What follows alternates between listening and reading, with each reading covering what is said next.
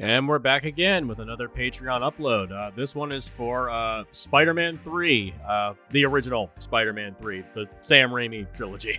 We need to clarify that. There's been so many reboots at this point.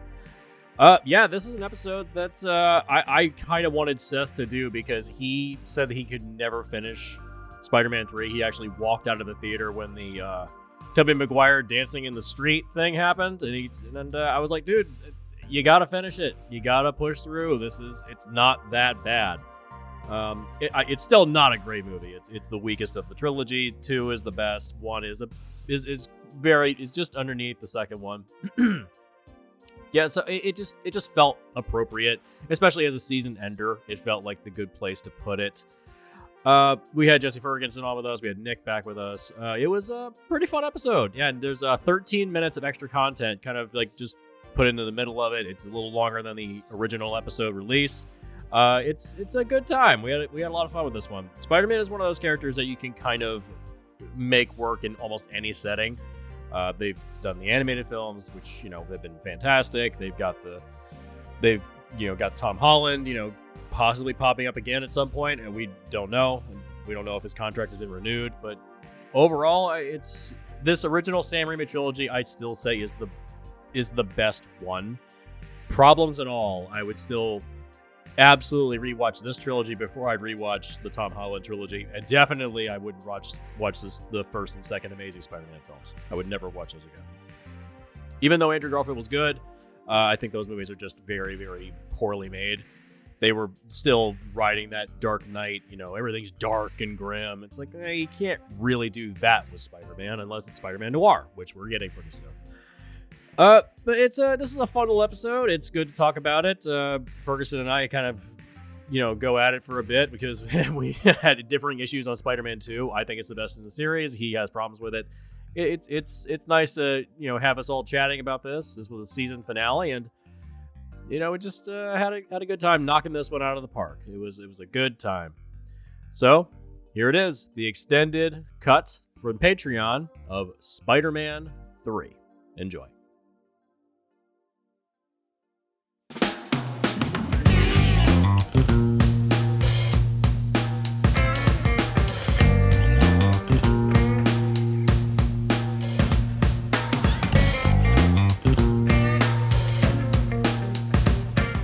Welcome to the season finale of the Film Rescue Show. Man, you guys just wanted to beat me up this season. I don't know what I did. Some of our season highlights have been just insane. Branded. We did that to ourselves. That wasn't even... Well, more I did it to you, but, still. You're welcome. Twilight. I actually watched Twilight. That happened. Poor unfortunate soul. The one bright side to this whole season is nobody made me watch Transformers, so I can't be mad. Get ready for season 6. Oh boy. Hey, Cruella just came out. We should rescue that next season. Oh, absolutely. I am joined by the voices that you've heard so far. Here at the end, we have our co-host, Jesse. Yes, hello. And returning friends, we have one of the co-hosts of the Recorded Tomorrow podcast, Jesse Ferguson, is here. I will be referring to them as Ferguson and Fresco from now on. Hello. Sounds like a law firm. I would hire you guys for sure. Honestly, like... Tag Nick in too. It can be Ferguson, Fresco, and Wolf. Like that's a law firm right that's there. Good, yeah. That sounds like something. It sounds like something from Better Call Saul. I buy it. Yeah. Well, how will I manage this law? Go ahead, Nick. I was just gonna say, how am I gonna manage both this law firm and my burger shack with Nick Burger? Damn. Wolf's Burgers. I mean, you can Wolfenburger. You can let Burger do most of the day-to-day stuff at the burger joint, obviously. Right. And our pitcher of the day, Nick Wolf, has returned back into the fold to make me watch Spider-Man 3, directed by Sam Raimi. You avoided this movie for so long, Seth. Didn't you walk out of the theater? This is the one movie I left the theater over. Mine was The Last Airbender. That was a good choice. You made a good decision. Don't blame you. The closest I came to walking out was Transformers 3, callback, but I almost walked out of the big Chicago action scene, but I thought, what does it matter? My soul's already dead. Well, get ready for season 6. Oh God. Yeah, this was I hadn't revisited it since I left the theater either. I've never until yesterday seen the end of this film. So I guess that I can check off the list. It's off the bucket list. Yeah. The pseudo bucket list. Right. Things you never knew you were going to do. Seth, did you watch the film as it was originally released in the theaters, or did another cut of the movie come out a few years ago that I gave you access to watch? I did watch the editor's cut. Thank you for that, Nick. As did I. I did accidentally. Because there's a scene that's in the original cut of the movie. I hadn't watched this since the theater. I was going to Towson University at the time in 2007. I saw it in the theater with a buddy of mine. And I walked out, I was like, it's okay. It's not great. It's not like as good as the first two, but it's okay. I didn't hate it like everybody else did. But there was a lot of stuff I didn't like in it. And I watched the editor's cut, and there's a scene that was missing that I knew was in the original cut. It's the scene where the butler tells Harry about his dad's death. And that was not in the editor's cut. And I was like, where's that scene? And then I looked it up online. I was like, oh, I watched the editor's cut, but it didn't list that on Vudu, so I didn't know. So, wait, did it list it on Vudu? Yeah, the editor's cut is the one that's presented on Vudu. Huh. Okay. I don't know why. It's just, yeah. See, I had to scroll down to find it. Like, I was using Vudu as well. In fact, I was using Nick's copy of the Vudu account, which we probably shouldn't mention on air. I shared it with everybody. Which, like I said, we probably shouldn't mention on air, but I was watching it on Vudu as well, and I saw there was Spider-Man 3. Don't mention the email, and it's fine. And then I had to scroll down to find the editor's cut to make sure that I was watching the same version. Interesting. Yeah, I don't know. Yeah, it was one of the first movies I ever added to my digital movie collection. That's why you had to scroll down. Sorry about that. It's all right. I'll forgive you. Oh, that's awesome. Well, as we like to do in this show, let's start at the top with some of our positive takeaways. And Nick, since you picked the movie, I assume you have some things you like about this. Oh, there's a lot of stuff I like about this movie. Take it away. I guess the... Where do I... I can't even start with a list. All right, so... Like, for a character that purportedly Raimi does not have any affection for and just does not like and was forced upon him by the studio, I actually really liked all the stuff that how he was able to incorporate the symbiote, Eddie Brock, and Sad Boy Peter as a result of that. Like, it was I really had a lot of fun whenever, like, Topher Grace as Eddie Brock was on screen. It's like, he's just such a slime ball. Like, just what if Peter Parker but incel? It's great. Well, he literally is a slime ball, so it makes sense. So, you know. Yeah. Well, by that token, the symbiote blob stuff legitimately looks cool, and I think still holds up. Mm-hmm. It looks real. Was that partly practical?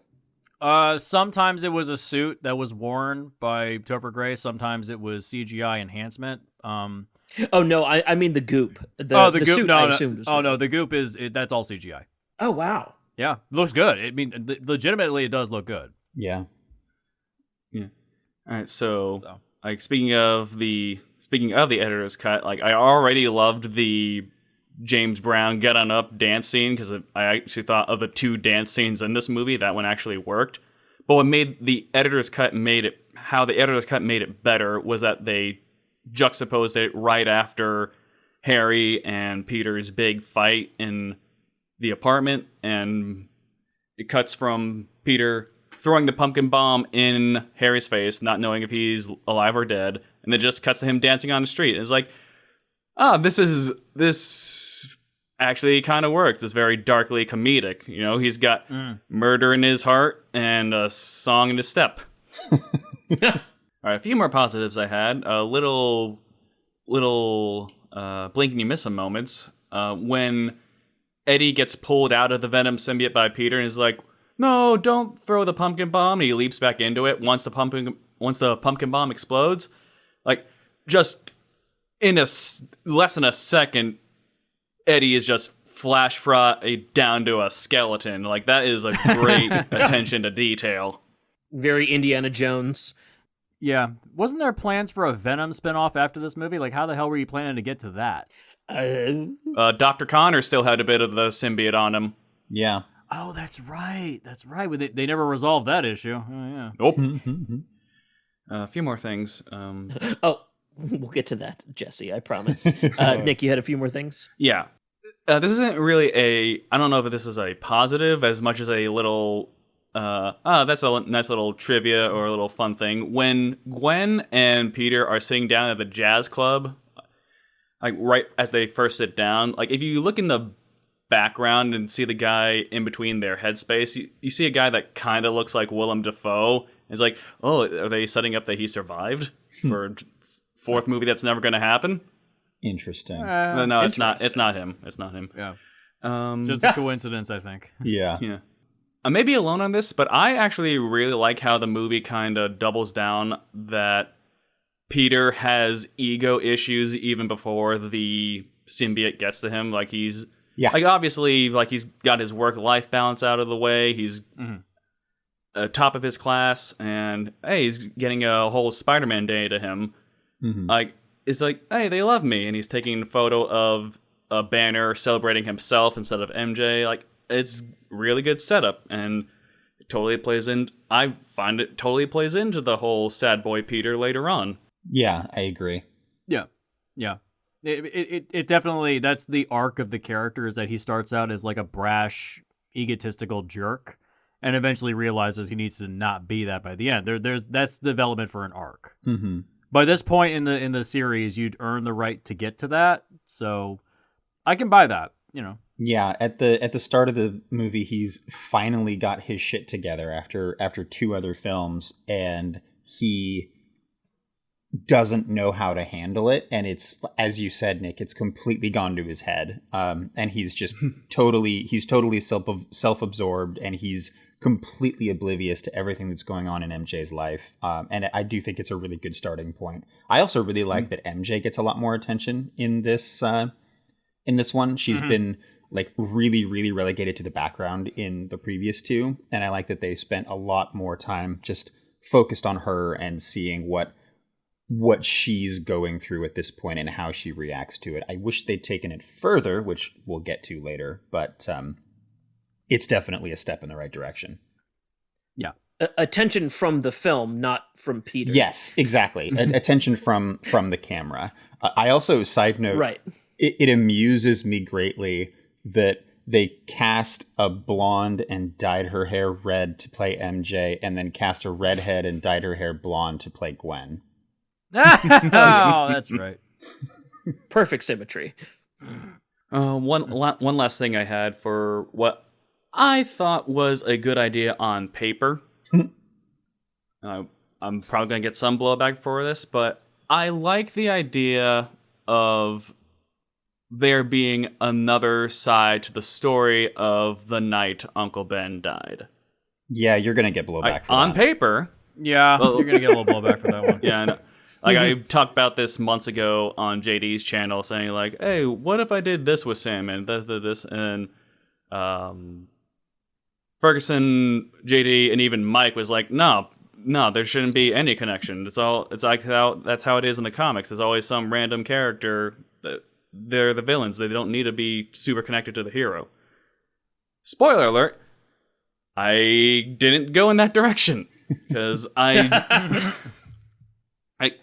know this Spider-Man franchise with Sam Raimi, I know that wasn't planned to be a trilogy. It just stopped after 3. Mm-hmm. But yeah, like part of my approach is trying to make this the like Sam Raimi's trilogy for this version of Spider-Man. Sure. So I think, so tying back into the idea that there was another side to the story of what happened, like did the guy who shoot Uncle Ben, like did he have family? How are they affected? Is that, and this is coming back to bite him in the final installment. I like that. I don't like how it was executed, but I like it as an idea. Well, okay. I mean, I'm cool with it. Yeah. I mean, it just. We'll get there. Yeah, we'll get there. We'll get there. I actually have a couple of other positives. Go for it. Absolutely. I think, I mean, first and foremost, you can't not just point out that, Thomas Hayden Church is great. He's always great. J.K. Simmons is always great. You stole mine. Yeah. And and then, you've got your Bruce Campbell cameo, which we have to have. I also really like, I will say, like, just the first half of the movie just on its own is not bad. I agree. It's a good first half, maybe a good first 3/4, and then it kind of nosedives a bit after that. So the third act is where this film really suffers the most. We'll get to that. I've got some complaints for that part. Yeah. Positives from me. Were you done, Ferguson, or did you have more? Yeah, no, that's all I have in my notes. Okay, but positives from me. The score for these 3 Spider-Man films, even though this one wasn't done completely by Danny Elfman, the Christopher Young score, fantastic. The scores on these movies are really solid. They're very good. It's one of the. And also, I said this in our chat. Remember when they used to do intro credit sequences for these movies? Those were good days. They don't do those on the Marvel movies now. They just they show the title and then they just move into the movie. I'm like, guys, can we please have like an intro sequence to get us in the mood? Right. Like it Let me sit down and eat my popcorn for a second. Right. Yeah, like it set the tone, like set the mood, and instead they just jump right to it.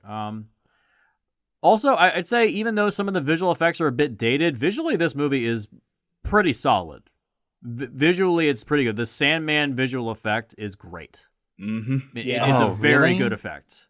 That's one of my bads. Like, I don't think that. Really? I don't think the Sandman stuff holds up at all. It looks fine to me. I say Venom is worse, but that's just me. Really? Yeah, okay. I'd say Venom is worse because that's my personal taste. All right. Also, I think can we say the big negative here? Venom is bad, but we'll get to that. Other positives, I like the fact the movie takes its time with these characters. Like this is in general, it is a superhero film, but in general, it's more of a love story than the 2 previous films. Yeah. Like these 2 characters, like they've been together for so long that they've reached that point where they can just have them sit down and talk.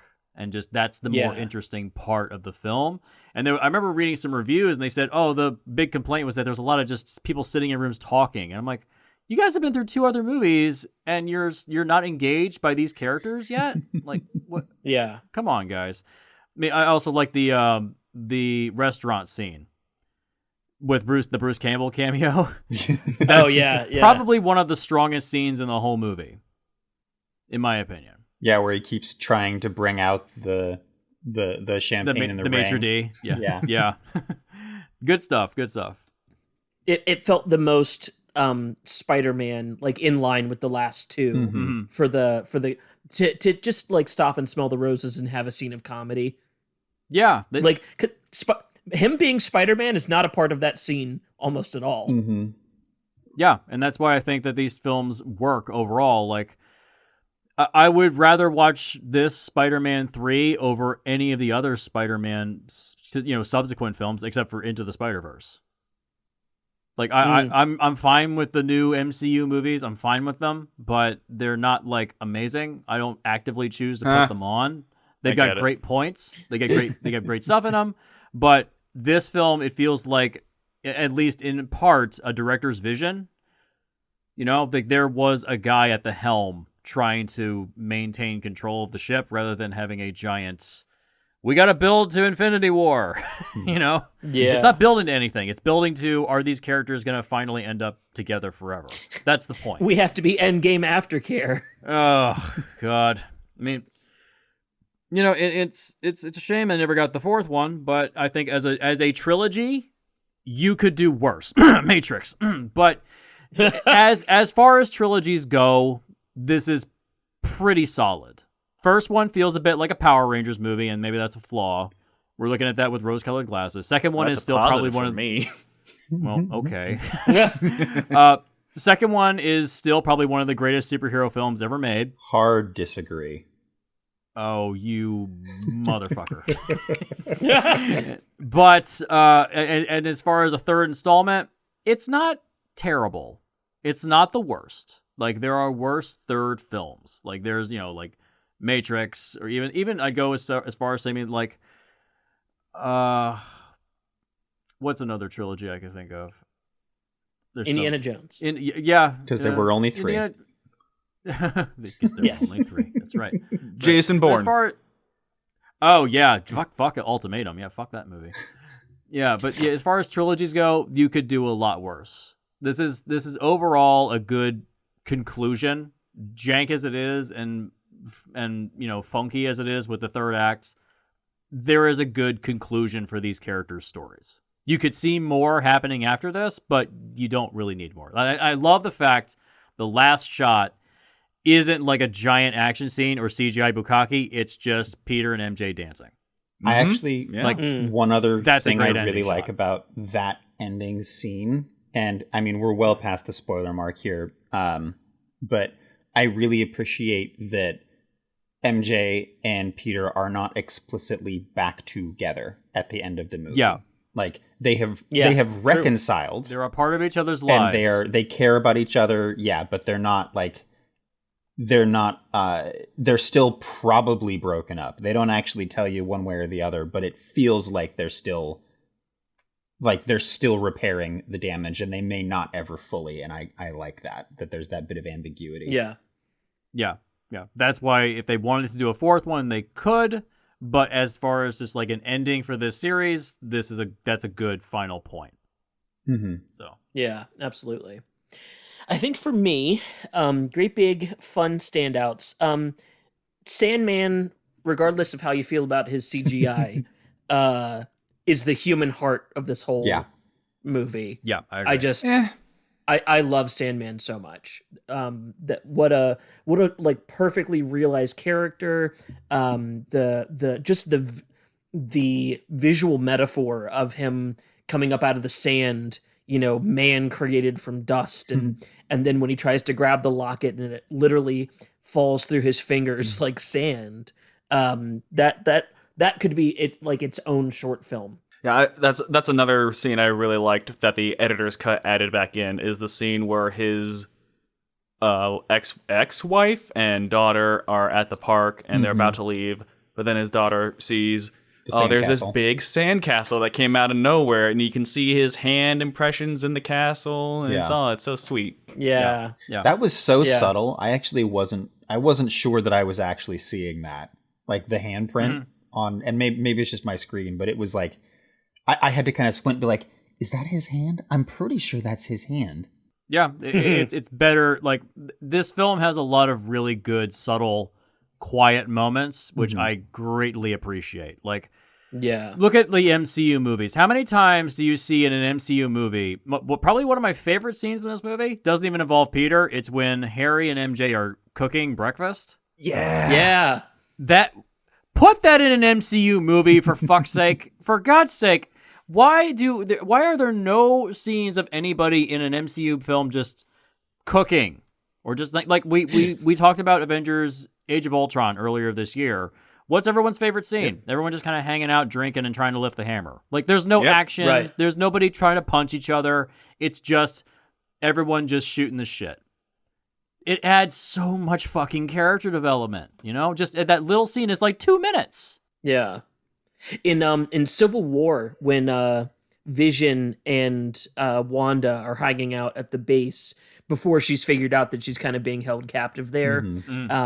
That when he's cooking for her to remind her of home, those little moments, they pop out so much. Yeah, like little things like that feel more impressive to me than all the CGI in the world. Because it's just human connection is more important than the action scenes. Like if you just imagine taking every character moment out of this movie and just watching the action scenes. Are you at all engaged by it? God. That would be a fucking nightmare. And those are also called Transformers movies.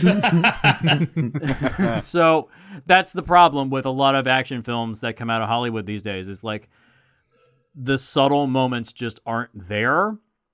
And I appreciate the effort to put those into these movies. Like just people hanging out, talking. It's just if you make the characters interesting, you can get away with anything. Yeah. Another big positive I had, and actually this is a change from when I had seen it in, was it 2007, 2008? Yep. 2007 when it came out in theaters. Yeah.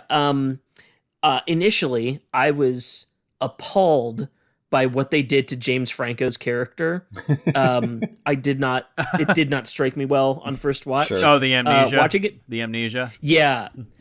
Watching it today, I've come around on it. It is probably the most comic book part of that comic book movie. I agree, Yeah. actually. Convenient amnesia. Amnesia doesn't quite work like that, but that's movie amnesia. Yeah. You know, but for the sake of like building the character and trying to reshape him within, it's almost like shifting course within the middle of a franchise, Star Wars. But it's almost like that, trying to reshape the way you see the previous movies. So Yeah. it works overall, not totally successfully, but I can see what they were doing. Yeah, I'll give my thoughts more on the amnesia and the negatives. Yeah. The thing that brought me around on it was when he gets amnesia, life is instantly better for Peter Parker. Yeah. Like basically all of his problems are solved, and he just lucked into the situation. Right. Inversely, when Harry is able to recover from his amnesia, he's discovered himself in the most perfect spot to get his revenge on Peter Parker. He just like accidentally did it through his amnesia and then wakes up and he's like, oh, cool. I could fuck Mary Jane and make Peter Parker very angry. I love that switcheroo that happens in as much as the power dynamics, I guess. Yeah. Between them. I like that flip flop. I've seen that scene before. It was in Death Note. It was much better there. Oh, how dare you mention that cursed name upon this show, Nick? I'm talking about the anime. Oh, okay. Never mind. Take it back. The way the delay is working out between you two, it sounds like Jesse is immediately responding to Nick with no delay at all, like you're in the same room. It's kind of funny. Nice. Yeah. For those listening, Seth is away from his house right now, so he's recording elsewhere. So he has a slight delay on his podcast and on his Discord. So it's a little interesting for Seth to listen to right now. Yes, just a little. Yeah. I'm doing my best. We believe in you. Let's shift into negatives real quick. Venom. Venom. Yeah. Holy God. Like, they shoved this shit down Sam Raimi's throat. It's terrible. Venom isn't even a character. He has zero personality. Yeah. Like, I mean, I know we have our problems with the Venom movie that came out a couple years ago, but I would gladly rewatch that before watching this crap again. Because if you honestly think about it, if you excise Venom from the film and just have it be Peter Parker's ego as his main villain, like that's his problem, the movie's the same. Sure. It changes nothing. Yeah, but I think the issue you have there is that Peter is fundamentally a good guy. And even when he's being completely self-absorbed and oblivious, like, I don't know that I don't know that I would buy that Peter unamplified is going to deliberately take a date to Mary Jane's restaurant, like with the purpose of humiliating her and then starting a fight and then hitting her. Like, that's Peter isn't going to do that. Fair. I mean, I also thought the same thing about Luke Skywalker, and that turned out totally differently. So, it's a matter of perspective, I guess. What's that saying from Dark Knight? What's it? Do you die a hero or live long enough to see yourself become the villain? Like, I'd be okay with like a darker Peter Parker, like going through some bad shit in his life, and he has to work through it. I'd be okay with that, but I agree that you can't quite get to that because Peter is kind of, I wouldn't say two-dimensional. He's like 2.5. He doesn't really shift around too much, because the more interesting stuff of these films has always been the villains. The villains get tons of development, like especially especially in the second film with Doc Ock. Like, he gets massive amounts of development, and then you look at Peter Parker, and he's kind of the same through all three movies. So I understand why they felt the need to change it up a bit, but I don't know why you had to have Venom be the fundamental thing that shifts that. I actually think it kind of honestly, I think that part kind of works. And I have a little like mini fix that sort of changes that around a little bit, rearranges things, but it still plays pretty heavily into Venom. I think honestly, like, the worst part of this movie for me, yes, Venom is not really necessary, and obviously some of the emo dancey shit is garbage, but the worst part about this movie for me is just James Franco, just in general. Like, I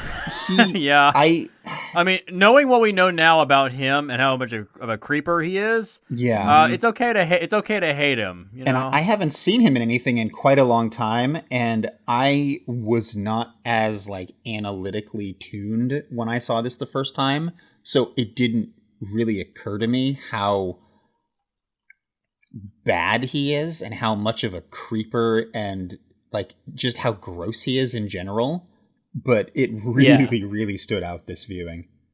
He's delivered good performances. I mean, I'm not trying to defend him. I mean, he's good in Ballad of Buster Scruggs. He's good in Spring Breakers. I honestly thought he was good in the first Spider-Man movie too.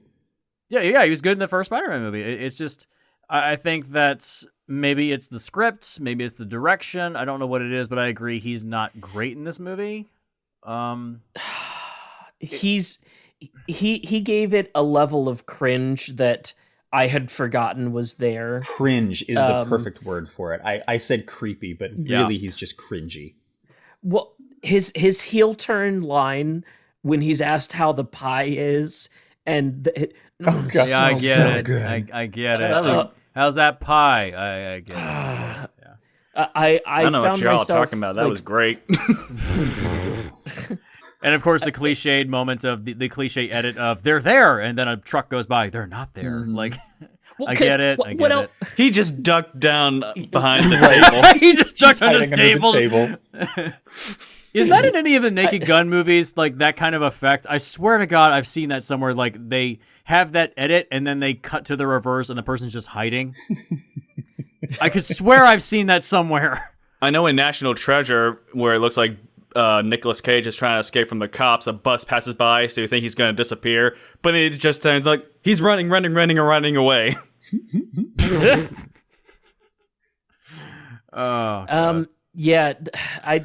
James Franco, man. That's why I was careful to say I liked the character change and not specifically him. In that role. Agreed. Yeah, man, that's just all of that's unfortunate, but not my cup of tea either. I guess I'm trying to figure out like why that disappearance scene bugged me so much. Actually, I know why. Because the very next scene they fight in the mansion. Those two scenes are back to back. Yeah, there's no intermediary scene. If anything we can say is a big negative in this movie, it's that the movie's overstuffed. Oh, for sure. There's too much shit in the movie. Like you have Peter versus Harry. You have Spider-Man versus Venom, and Peter versus Eddie Brock. Peter versus, Spider-Man versus the Sandman, and Peter and Mary Jane's relationship. You have all this crap, and that's why the film kind of feels like a bunch of disparate scenes rather than a continuous, cohesive story. There doesn't feel like there's a rising, falling action to it. It feels like scene by scene by scene, and I'm sure that wasn't the plan originally, but then Avi Arad shoves Venom into the mix, and that's where the movie kind of is ruined. If you take, like I said, take Venom out of the movie, make it about Harry and the Sandman, and how it's affecting his relationship with MJ, that's a story. When you have Venom in the narrative, it hurts the narrative. I feel like the problem, like, this movie suffers from the same issue that the Batman movies did in the 80s and the 90s, and that's the quantity over quality issue with the villains, because they made, like, the series made the same mistakes that those movies did too, and that they kept introducing, like, the top tier villains and then killing them in that movie. So they had to go down to, like, the B tier for the next movie, and then they killed that one. So by the time you get to the third, in this case, the third movie, you have, like, you have to, like, really go down into your low tier villains, and they compensate for the fact that, like, it's just, these are the C and D tier villains by throwing a whole lot of them at the hero. And that just is what makes it feel so overstuffed, because now we have to, instead of being able to have, like, a really solid story that is between these two captivated characters, we have to juggle 4 or 5 different characters and give them a reason, like, give them all a reason to hate Spider-Man and potentially find them a reason to work together. Right. Oh, and that is the perfect setup for my biggest negative of this movie. We get 90 minutes of film that is, for all intents and purposes, fine. Like, I really don't have any issues. Yeah. The cringy dance scene, that happens. But the wasn't real, that the point like, where you walked out of the theater was the dancing scene? that is where I left the theater. I was just done. I was pissed. But so what I missed and didn't know until watching it this time was Venom and Sandman just team up. Oh yeah, that scene. Oh Jesus Christ. Okay. Oh. So my assumption is that I guess the symbiote carried the knowledge from Peter Parker and gave it to Eddie Brock. For then that whole alleyway scene made me think of Sin City for some reason. It was just like these two random schmucks meet up in an alley. Hey, you want to team up and kill Spider-Man? It's the shadows on the wall. Yeah. There's literally a sequence in the first Sin City where it's like shadows on the wall, and that's the fight scene. Yeah.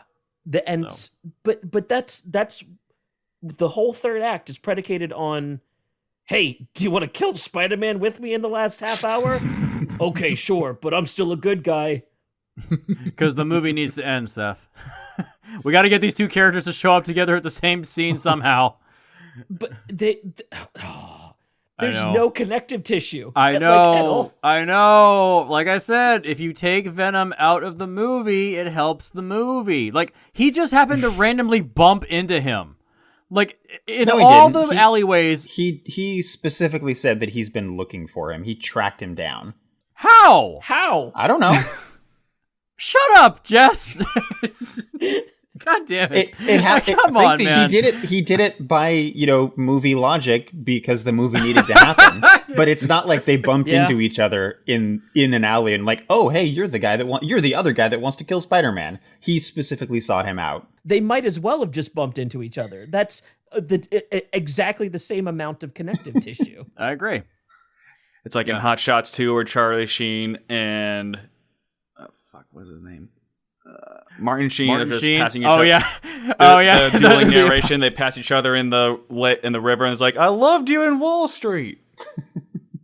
No, but let me pivot over to Nick. I'm Yeah. curious what some of Nick's negatives are. Yeah. Since you picked the movie. Yeah, don't worry, I got negatives. So, in a complete inverse of what Fresco was saying, you can cut Sandman out of this movie, and the movie will be a whole lot better. I've actually seen that recut. It's literally called Spider-Man 3: No Sandman, and it flows a whole lot better.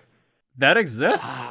Yeah, it's like 100 minutes long or so, but it exists. It flows. So, Nick, I see what you're saying, and like the idea of a movie centered around the symbiote that ends with just Eddie Brock's revenge fantasy, that does track. Like, that makes sense as a movie. The only reason I would disagree about losing Sandman over Venom is that the whole point of Sandman is that he's a villain with a heart of gold, while Spider-Man is a good guy who's being turned evil through his ego. So they're like mirrors to each other. Mm-hmm. Yeah. Way more than Spider-Man is a mirror to Venom. Yeah, but Sandman is also the biggest embodiment of and then storytelling I've ever seen in a movie. We got Peter and MJ watching the stars, talk about their future. And then we cut to Flint Marco. We don't know his name yet. Whoa. Wait, Nick, back up a second there. Yeah, wait a minute. It's MJ and Peter are in the park, and then the symbiote shows up. Just happens to crash near his bike. Like, okay. I just saw that as the gimme moment. Allow me to... But that's your one gimme moment of the whole movie, and then they ask for like 5 more. Yeah, and then it falls down from there. Allow me to split the difference here and and say that a valid criticism of this is that the stories that are told here could possibly have been better served by making 2 movies out of it, by making a Sandman movie and a Venom movie. I can see that. Yeah, I agree. Because, I mean, I've heard the criticism of Spider-Man as a character is that he doesn't really have an arch nemesis. Like, you could argue the Green Goblin, but a nemesis of a character is somebody that's like the inverse of the hero. Like, they're the opposite of the person's personality. Like, Batman has the Joker, the Iron Man has the Mandarin, Captain America has the Red Skull, Superman has Lex Luthor. Like, they're inverses of each other. There is no inverse really for Spider-Man. The inverse for Spider-Man, his main villain, life. Life getting in the way of, it's intruding upon, or his life as Spider-Man is intruding upon his personal life. You look at a lot of those early Amazing Fantasies, or maybe it was Amazing Stories, the early Spider-Man books. Mm-hmm. Most of them are about Peter Parker just trying to get a job, or dealing with acne, or dealing with being a kid and growing up, going through puberty. It's not about him going out there and facing off against the Green Goblin this week because they're inverses of each other. It's more about the Green Goblin interrupted my date tonight. Now I have to go handle this, and now I've lost that date and I can't see her again. I remember one of my favorite early Spider-Man stories was, I don't even remember what the central premise was, but at some point he had to get across town to go deal with something. But he was out of web fluid, so he had to try to take the bus, but he couldn't take the bus because his spider suit has no pockets, so he had no change for bus fare. So he's like running and like jumping off of cars and on top of buses and things like that as his way of like solving the problem was just, am I going to get across town in time? Which would have taken me 2 minutes if I were, if I could do my normal thing, but right now I can't. And isn't that just the Peter Parkerist thing ever? Yeah. It's just making me think of a Movies That Should Bang episode, Spider-Man in Premium Rush. He just grabs a bike and bikes across New York. Oh, I want that movie. I actually quite like Premium Rush. I like that movie. Premium Rush was fun. Yeah. It's not great, but it's okay. It's pretty good. Yeah. Did not see it. I mean, it is the Fast and the Furious ring your bell. Yeah. It's Fast and the Furious on bikes. Messenger edition. Yes. Yeah. Nice. Nick, other negatives from your point of view. So, Seth, I think you said that you liked how Harry's amnesia played out in the story. My most recent watch through, it still bugged me because it just kind of puts his character development on hold. Well, I like what they did with it. I agree. It is like the lowest form of soap opera storytelling. I'm defending the trash is all. I'm a possum defending the trash. Well, it's just so funny because the way that you fix that is that you don't show the scene of Harry getting his memory back and just imply that he was faking the whole time. And it's like, ooh, he's letting on more than he knows. Yeah, I mean that's a great idea. It is still like it's soap opera plus one though. Anyone who has the frame of mind to fake amnesia after getting hit on the head just has always wanted to have amnesia. It's just one of their fantasies, I think. Well, he's rich, so he can live it out. True. I mean, sure. Yeah. Can somebody explain to me what the hell the experiment they were doing in the sand was?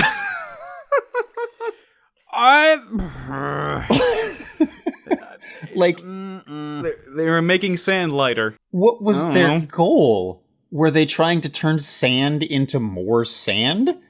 Were they trying to turn sand into smart sand? Seth, you want to take this one?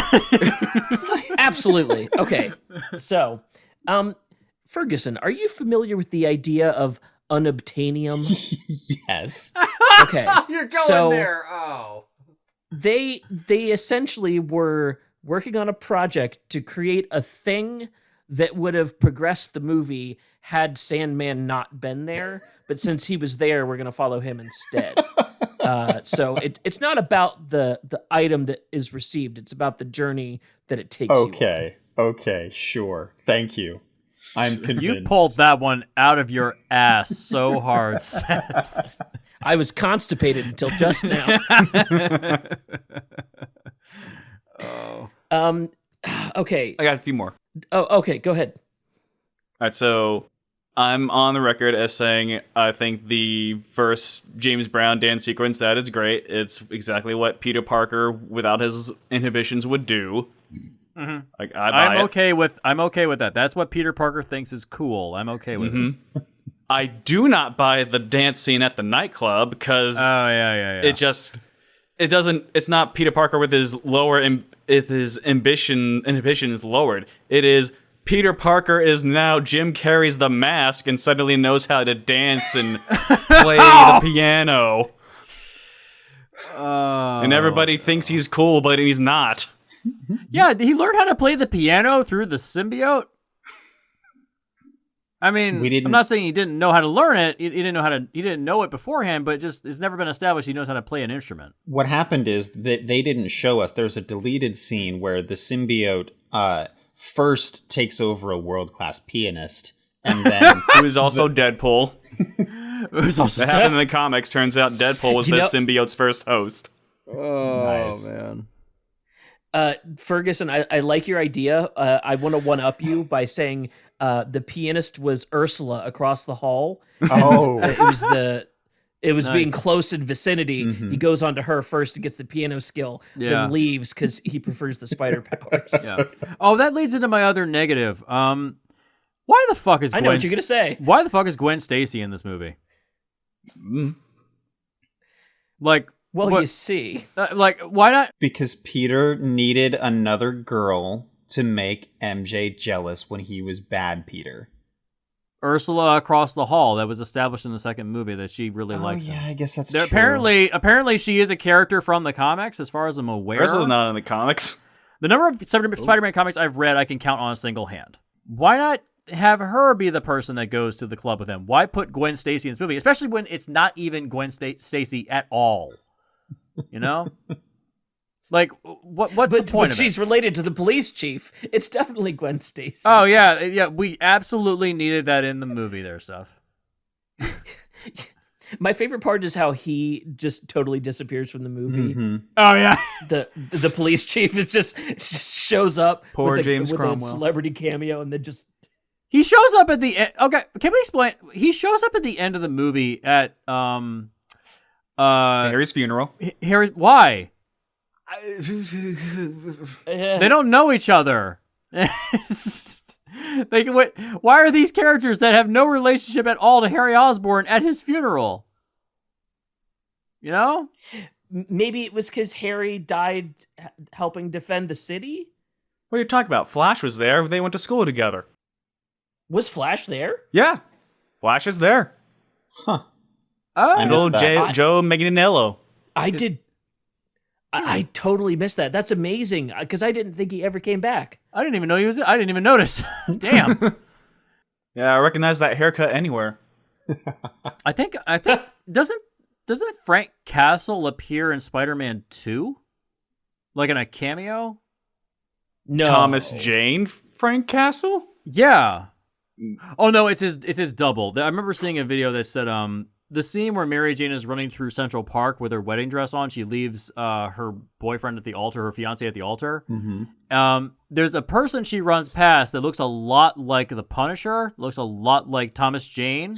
It's actually his stunt double from the 2004 Punisher movie Nice. to have a interesting. slight connective tissue to the Punisher because the Punisher was introduced in Spider-Man. So loosely implying they take place in the same universe. Jesse, I feel like you started that story by skipping over the best part, which is Mary Jane leaves astronaut and actual werewolf Jameson Jr. They never at the revisited altar. that. They never came back to the werewolf part. Oh man. Maybe he'll show up in show up in Moon Knight. That would if be only. excellent. That would be excellent. Yeah. So there's one running theme in this film, and it is called Dropped Threads, the theme. Yeah, uh-huh. So the lizard has a symbiote at the end of this movie, guys. I don't know if anyone else paid attention to that, but the lizard has the symbiote. The plan for Spider-Man 4 was that the lizard, Dr. Connors, was going to be the main villain. That was the plan. And then once there was these fights between Avi Arad, Sony, and Sam Raimi, and Sam Raimi walked, and they couldn't find another director, they just abandoned plans for Spider-Man 4, and then rebooted it with the Amazing Spider-Man movie, which they got the lizard into that. Mm-hmm. So any kind of ideas they had for Spider-Man 4 got shoveled over to the reboot. So that's why that's there. Is that recycling or is that composting? I mean, The Amazing Spider-Man is a terrible movie, so I don't know if I'd call it composting. I would call it just like trash collecting. Well, that's what composting is. Well, yeah, but composting, you can use it as fertilizer, Seth. What did we get out of the first Amazing Spider-Man? Amazing Spider-Man 2. Yeah, We covered that already. you're not wrong. Yeah. Yeah, man, I wish I had more to hate. But really It's not a bad movie, you know? when it's good, it's great. Yeah. And when it's mediocre, it's pretty good. But when it's cringy, it is like Mm-hmm. like 24 slices of American cheese. Yeah. Just Yeah. It's not the worst in the world. I know when this movie came out, it was very much divided by the critics. It was like, oh yeah, this movie is just like absolute crap. Don't waste your time. And I agree, the runtime is a little too long. It's like 2 hours, 15 minutes. But that's because it's overstuffed. Venom is in there for basically because Avi Arad wanted him in there, other than, you know, having a real reason for the story. It's a mess, but I wouldn't say it's a complete clusterfuck. Like, compare this to the Matrix trilogy, which is coming out at the exact same time, and you have a trilogy that's not bad. This isn't terrible. Like, this is a fine, cohesive trilogy. The last one is a bit jank, but overall, it's fine. There's nothing to really. You can't. It's hard to hate on this, seeing all the Spider-Man stuff that came after this. Yeah. Like, Amazing Spider-Man 2 was possibly one of the worst things I've ever experienced. It was painful to sit through that shit in the theater with Brandon. It was absolutely dreadful. And remember Brandon gave it like a 6 out of 10, and I was like, "No, you're gonna drop that score, aren't you?" And I think he did. It's like, Wait, you didn't enjoy the dubstep version of Itsy Bitsy Spider? oh fuck! God damn it! I really have to wrestle which one of those movies I'm least fond of more. Least what the fuck? You mean hate more? Least There's fond no such of. thing as least. There's no such thing as least fond of. I'm trying not. no. I'm trying not to be too mean. The least amount that I like something means you already don't like it. Well, see, I would argue that all of the Spider-Man movies are watchable, and not a lot of series can say that. Like Transformers or Pirates of the Caribbean. Yeah. I can sit through 3 of those Pirates movies. The last 2 are just terrible. Right, Yeah, I think Spider-Man sits in that most tolerable area that Nick's talking about. Yeah, Yeah. I gotta say, like, maybe it's because it was the editor's cut, or maybe I'm just less bitter now than I was 15 years ago. But this was better than I remembered. This was not, like, I remember really, really, really disliking this movie, and I didn't this time.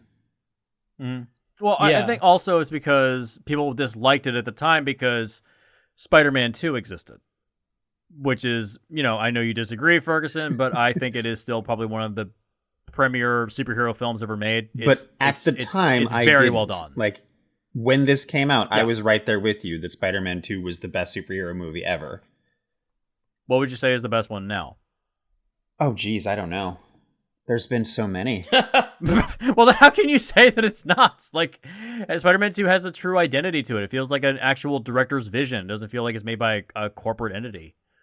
It feels like a Superman 1. Yes, and these Spider-Man movies are very much inspired by the Richard Donner Superman. Every Sure. single one of these movies has a shot of Spider-Man like landing on a flagpole or running in front of an American flag. Like, that is a Superman shot. And there's even a sequence in the first Spider-Man movie, I think it's during the parade sequence, where somebody looks into the sky and says, "Look, it's Spider-Man!" Like, if you change it to Superman, it's the same thing. Yeah. It is just a Superman movie with Spider-Man skin on top of it. And I'm fine with that. That's why these movies have held up so well compared to, like, the Amazing Spider-Man movies, which don't really have an identity to them. They were just aping what was popular at the time. It's like, superheroes are dark and gritty now. Like, Man of Steel is big at the box office. Let's do that. Like, but it doesn't work for that character. You can't go super dark with this. No, here you go, Fresco. I'm gonna blow your mind for a second. Best superhero movie ever? Hancock. It's half a good movie. It's half a movie, in my opinion. All right. All right, I'll take it. I see what you're saying. I get it. I would still argue that there are better options out there. I will say my- that Hancock is a better Superman movie than any of the last 3 or 4 Superman movies we've had. Yes. Yes. Are you counting the Whedon cut and the Snyder cut in that? I haven't watched the Snyder cut yet, but yes. You don't need to. You don't need to. Before we go to break, I have 2 more negative nitpicks and a question. Okay. Go ahead. All right, so at the start of the movie, it's implied that Peter and Mary Jane, they're like living together. They share the same apartment. They share the same space. And after the...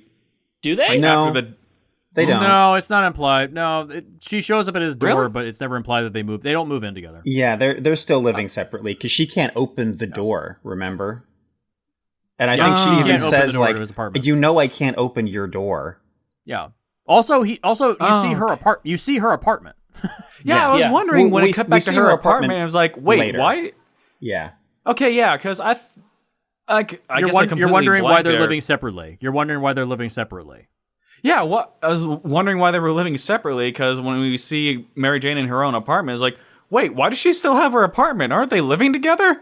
It's not cheap to live in New York. No, not to trash on Peter, but I wouldn't have moved in with him No. at that place. No, Yeah, I definitely wouldn't have moved in not. either. Okay, But I think it may be a scheduling thing. It's easier to shoot actors in separate locations than it is to get them both together at the same time. It That's could fair. be that. I have no proof to back that up. But it could be just scheduling issues. It's easier to shoot these actors separately in different locations, and maybe they were leading up to the point where the end of the film was originally going to be that they did move in together. That was going to be the ending. It could be implied that was the original draft. I don't know. I don't think any drafts of the script have actually leaked out anywhere. But I see your point. I agree. It is odd they're still living separately after that long. But how long has it been since Spider-Man 2 canonically? They say he says it's only been 2 years since his uncle died. So apparently Spider-Man 1 and 2 took place over the course of 2 years, and this is the end of those 2 years. Okay, so it's a 3-year time span. It's a 3-year time span, even though these films took, 3 years apart from each other to be produced? 2002 to 2007. Okay, so 2 years between each one. Okay, about 2 years. All right. Which is quick, which is very quick. These movies usually take about 3 years to produce. I remember hearing a story about how at the end of Spider-Man 1, Spider-Man 2 immediately went into production. Sam Raimi didn't take any time off. Oh wow. Like that's insane. Like to not take time off, after such a brutal endeavor, but apparently that's what happened. He just went right into the next one. Wow. And then my second negative thing that isn't really a critique of the movie, but it just makes me really laugh at it. It's like when the city just holds a whole Spider-Man Day thing, and it's just like, oh, we're here to celebrate Spider-Man today for saving the policeman's daughter. Like, it'd be really funny if Spider-Man did not show up because he was busy with something else. like Sandman. It's like Gwen Stacy she has a mark to look at to introduce Spider-Man, and like, how do you, like, I know it's a movie and that's how you know he's there, but for real, how do you know he's going to show up there? Right. Well, okay, so again, they do kind of cover that because he knew ahead of time because he told MJ, I'm going to be swinging in from right over there. So they probably did plan it. Correct. I think what Nick is saying is that who's to say that there wasn't a crime in progress right at the minute that he was supposed to be on mark? Would have been, like, they timed this on the dot. What would have been great would have been if they had, like, if like you said, she like gave her mark and he didn't show up because he's fighting Sandman, and then he and Sandman end up just blowing through the parade and just destroy everything. Jesse, green light. You got $5 million to fix this scene. Yeah. Nick, you said you had a question? Yeah. Yeah. So, I guess it's a two-part question. Like, would you say that there's kind of a renaissance brewing around Spider-Man 3 where it's like, it's still not as good as the other two, but people are seeing more worth in it than they had originally? Mm-hmm. I think so. Probably. I think so, yeah. I could actually, I could see that. Thank you, Seth. I will go out on a limb and say I would watch this again, especially if there were another alternative cut. Just to remove the dance sequence? Well, I guess not even. The dance sequence is dumb, and it's cringy, and it's awful. It exists, and I can't do anything about it. Okay, there's 3 bits of dancing. You got to specify. Okay, the one where he's dancing in the street and getting the sexy eye from every woman on the street. He's not getting a sexy eye. Every single one of them is looking at him like, what the fuck are you doing? Yeah, he's doing massive side eye. No. Is this the new Naked Cowboy? What's going on? No, okay, wait. No, I watched this intently. There is one long shot where 4 women walk past and give him the stink eye. That does exist in the editor's cut we watched. However, when it reverts to looking at Peter, every woman that passes him turns around and gives him the sexy eye. No, it's not a sexy eye, dude. No, it's not sexy, Seth. I think you missed it. You need to go back and rewatch that scene. I know I'm not crazy. I watched. They're like I think nodding you are crazy, and smiling. Seth. It's not there. But I think you might have watched a different version than us, because I think you watched a different movie, Seth. I will attach my video to this podcast. I'm not crazy. When it's on his back, they're giving him the stink eye. But every other person, and even in the club, he walks in the club and he's like, the club is different. So so the club, that did happen. Although I will say, like, it sounded to me like her voice did not sound like she was into it. She sounded like she sounded annoyed. She was annoyed and kind of like rolling her eyes with her voice when she said, "Right." She was this annoyed, way. but putting on airs. Yeah. She was annoyed, but yeah, I'll take your money. You could hear her eyes rolling. That was part one of my two-part question. There is a bit of renaissance around this movie. Okay. Part two of the question is, given the kind of movie that this season of Film Rescue is ending on, and the kind of movie that this season of Film Rescue started on, do you think in 10, 15 years there's going to be a similar resurgence or a similar critical reappraisal for Wonder Woman 84? No, because there's no redeeming quality to the film. Like Wonder Woman 1984 is like, this film is like broken on like a couple of levels that really hinder the movie, but overall there is a director's vision. Wonder Woman 1984 feels like Studio Think 101. Plug in these aspects and we can make a big blockbuster. Whereas it doesn't feel like a director's vision a lot of the time. You know, it doesn't feel like there's enough cohesion between the scenes. It feels like the script is just kind of slapped together. The movie looks cheap. Like, that's the big negative of Wonder Woman 1984. Like, that movie looks incredibly cheap, even though it's one of the most expensive films ever made. Whereas this Jesse, film, careful, you're talking about your own work here. Look, I work below the line. I can say whatever the fuck I want. Look, with something like this movie, like, we even complimented this film, Spider-Man 3. It still looks good. Like, it looks, there's some matting issues and there's some compositing issues because they shot it on film, but this is before the digital renaissance of filmmaking.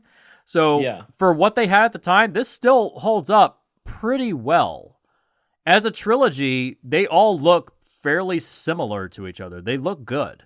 They're good-looking movies. So I can't really say that Wonder Woman 1984 will ever receive any kind of resurgence.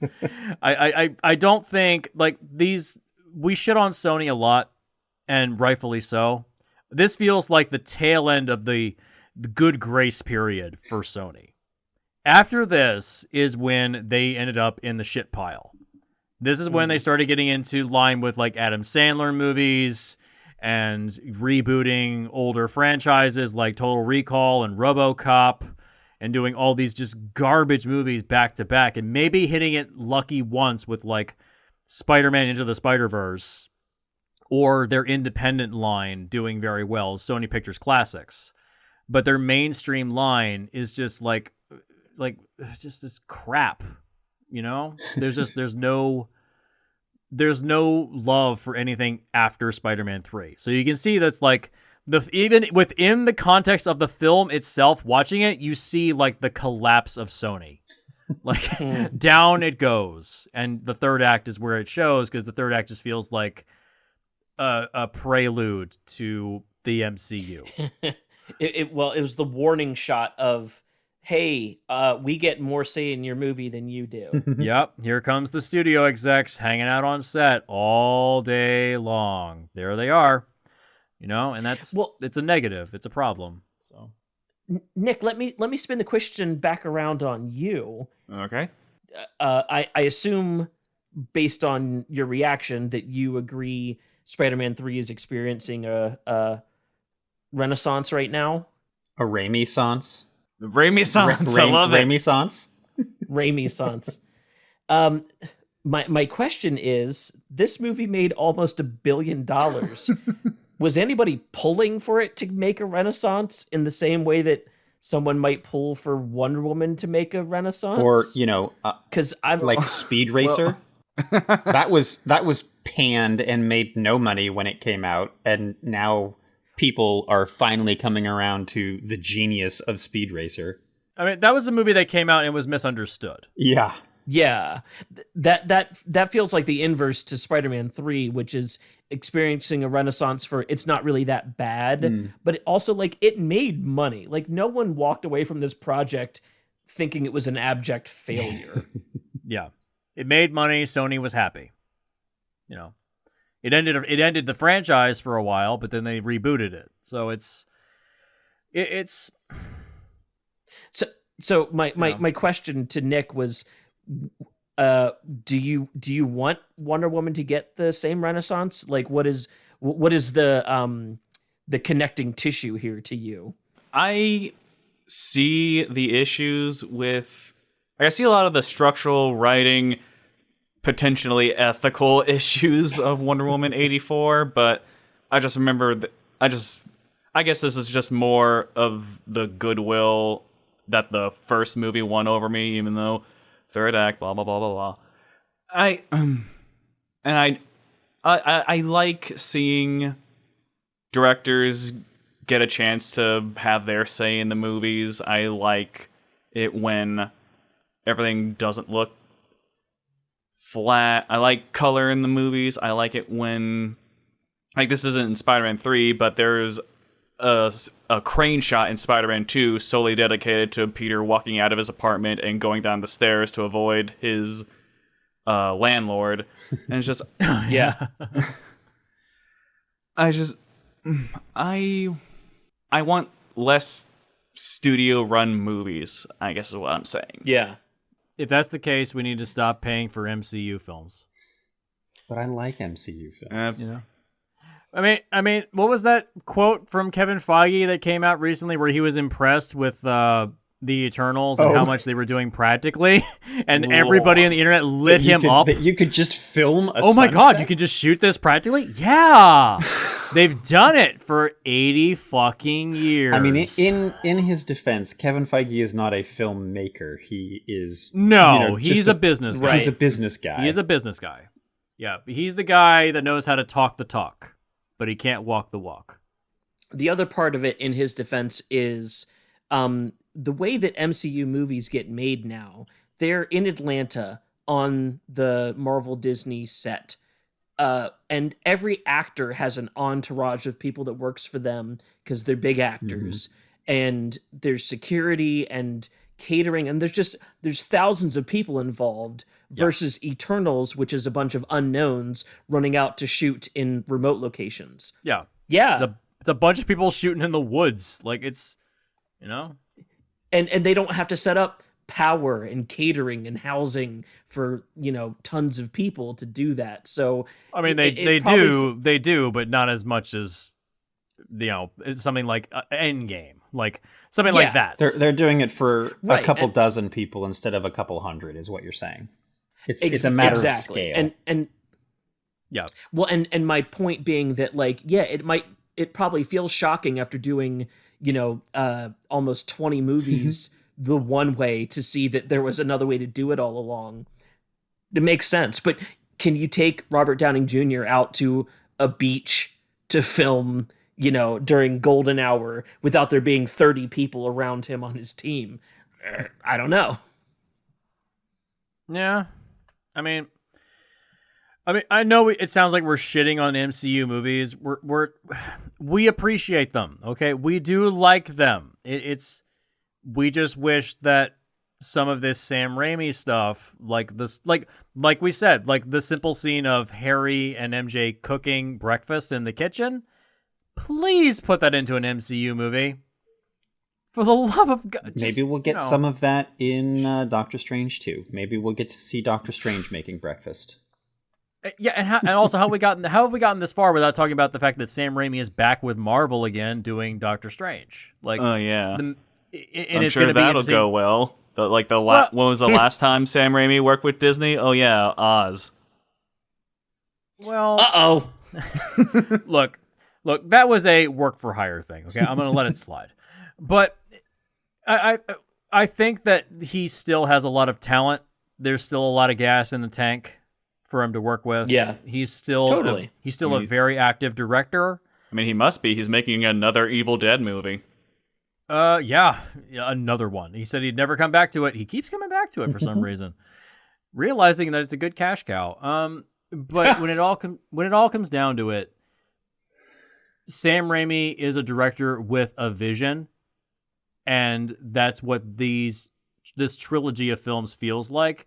Jank the third one is. It overall is still a good film. I would say if you even though the third one isn't as good as the first two, I could watch these films like the Lord of the Rings trilogy, one after the other. I could do that. Yeah. And I'd be perfectly comfortable with that. Whereas something like the Matrix trilogy, stop at the first one. You don't need the second or third one. You can stop at the first one. So I don't know, that chateau scene in the second one is pretty fun. Oh, Jesus. Ferguson, closing thoughts on Spider-Man?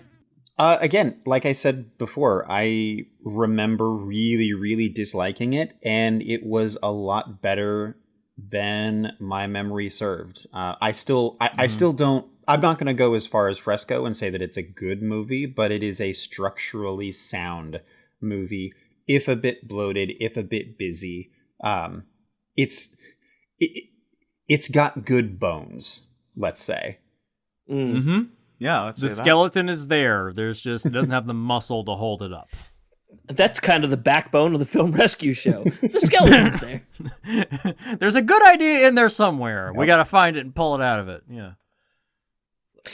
Nick, how about you? Closing thoughts on Spider-Man 3? Yeah.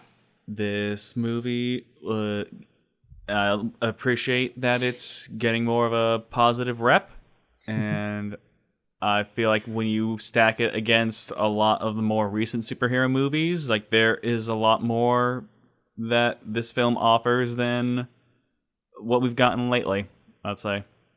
Very true. Yeah, very true. Very true. I would honestly rewatch this before I watched, I don't know, Doctor Strange. Wow. Them's fighting words. I really would. I would rewatch this more than I would watch Endgame. Them's fighting words. Wow. Yeah, those are fighting words. I don't know if I go that far. I woke up this morning and I chose violence. Yeah, you did. All right. Well, I have a question to float to you guys. You're not allowed to look it up during the break. Okay. But here's the question. I can't promise I won't do that, but I'll give it a shot. Pretend that the year is 1998 and you've woken up today as James Cameron. Oh, no. And you're going to cast Doc Ock for your Spider-Man movie. Oh, shit. Who would you cast as Doc Ock? Oh, gee, who would I cast? If you don't know if you already know the answer, please refrain and be last to go when we come back from the break. Okay. But if you don't know, please, genuinely, think about this over the break. When we come back, Nick is going to fix Spider-Man 3. In the meantime, here's a word from one of our friends.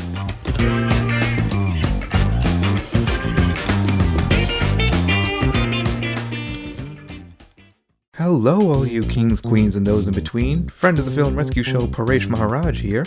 You've probably heard me on the Bohemian Rhapsody and Pacific Rim Uprising episodes. And hey, if you liked what you heard there, I have some good news.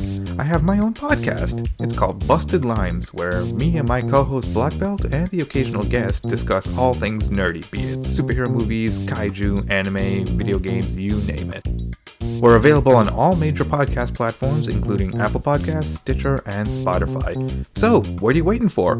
Come bust a lime with us. Welcome back to the show. We're talking about Spider-Man 3 with Jesse Fresco, Jesse Ferguson, and Nick Wolf. I asked a question before we went into the break. I'm curious. Jesse, who would you cast as Otto Octavius in your James Cameron Spider-Man movie? Which Jesse? Okay. Yeah. Oh, Jesse Fresco, sorry. There you go. Okay, so for preface, for everybody that doesn't know, James Cameron at one point in the 90s was tapped to do the original Spider-Man movie. That's why Seth's asking this question. The answer to his question about Doc Ock, I know there was at some point casting. I don't know who it was. I'm anxious to hear what the answer is, But my personal choice would have been Stephen McHattie, who is a lesser-known actor. He's been in a lot of movies. He was in the Watchmen movie as the original Night Owl. He was in A History of Violence.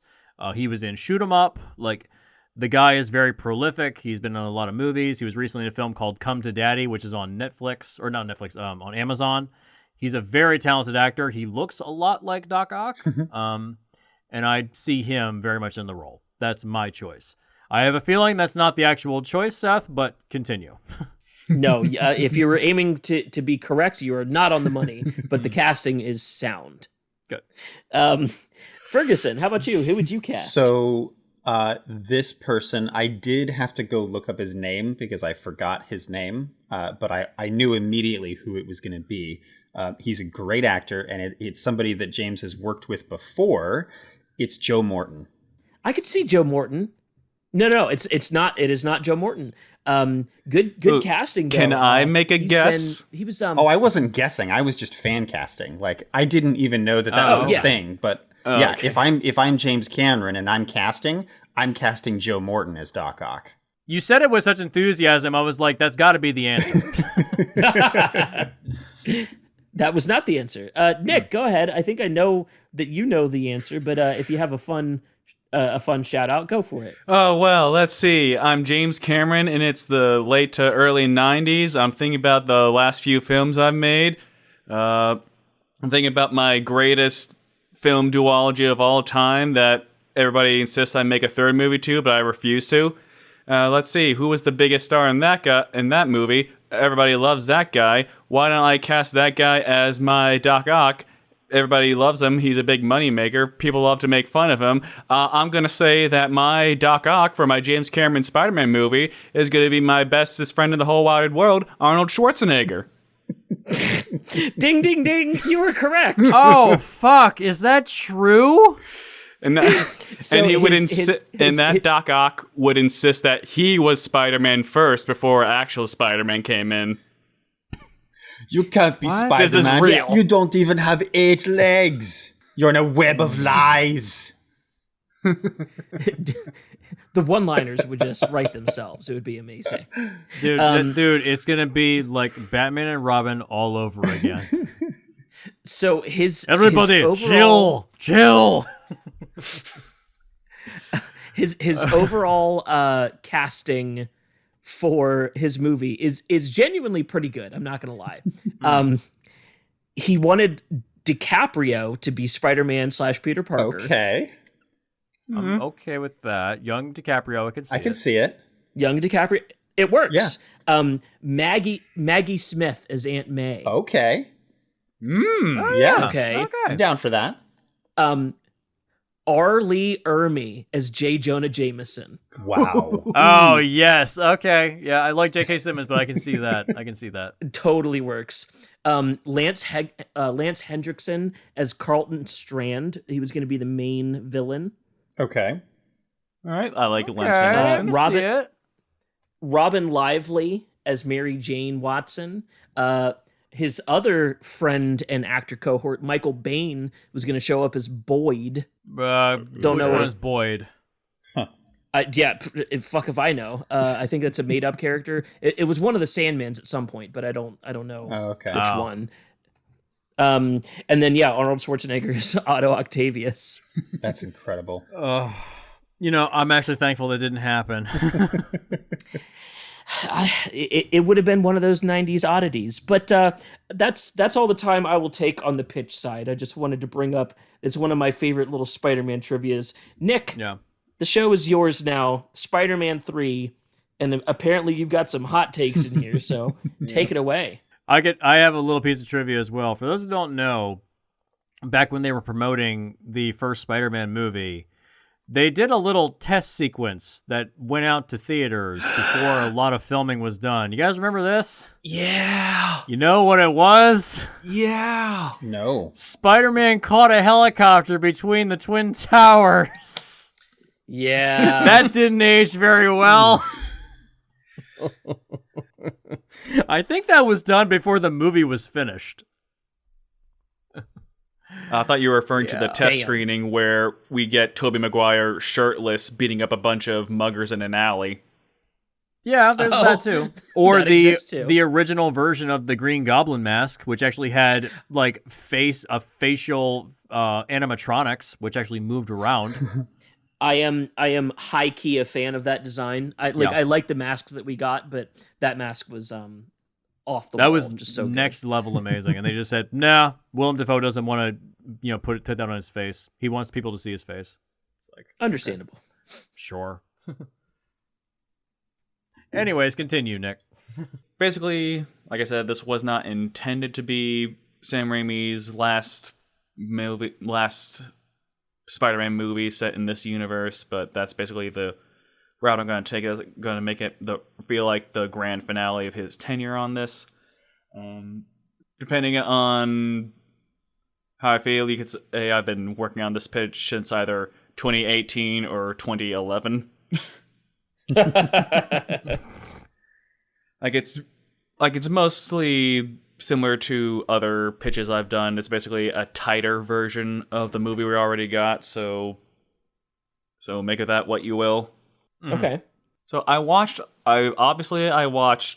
Patrick Williams's recent video on why it is so difficult to make trilogies. Like, they came out a week or two ago. Okay. And I've also watched a smaller YouTube channel, Laron Reedus 101. I watched a lot of his proper movie trilogy series, and if you're not watching that, you should be. I think it's fascinating the way he makes everything feel like a completed whole.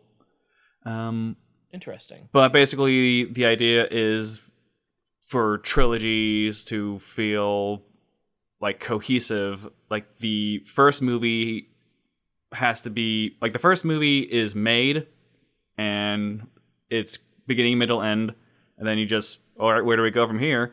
And the third movie has to build off from a thread from the first film in order to connect it all.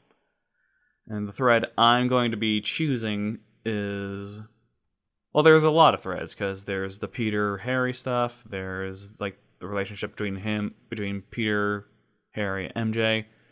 But I really want to focus in on one of the last few lines Uncle Ben told Peter before that night he died, where he says, like, these are the years where a man becomes the man he's going to be for the rest of his life, and you need to be careful on who you change into. And by the time of Spider-Man 3, we got, like, Harry and Peter are kind of wormy, vengeful, self-absorbed. They barely even half commit to any actions they take, and they're like, it's really about their pain, their ego, that I want to go for this pitch. Like, Harry doesn't want to do anything himself. He's like I said, he's just non-committal. He needs someone else to do his dirty work for him up to a point. And it's only after that point where Peter has fully embraced his egotism and his selfishness is what I really want to get across here. Mm-hmm. Interesting.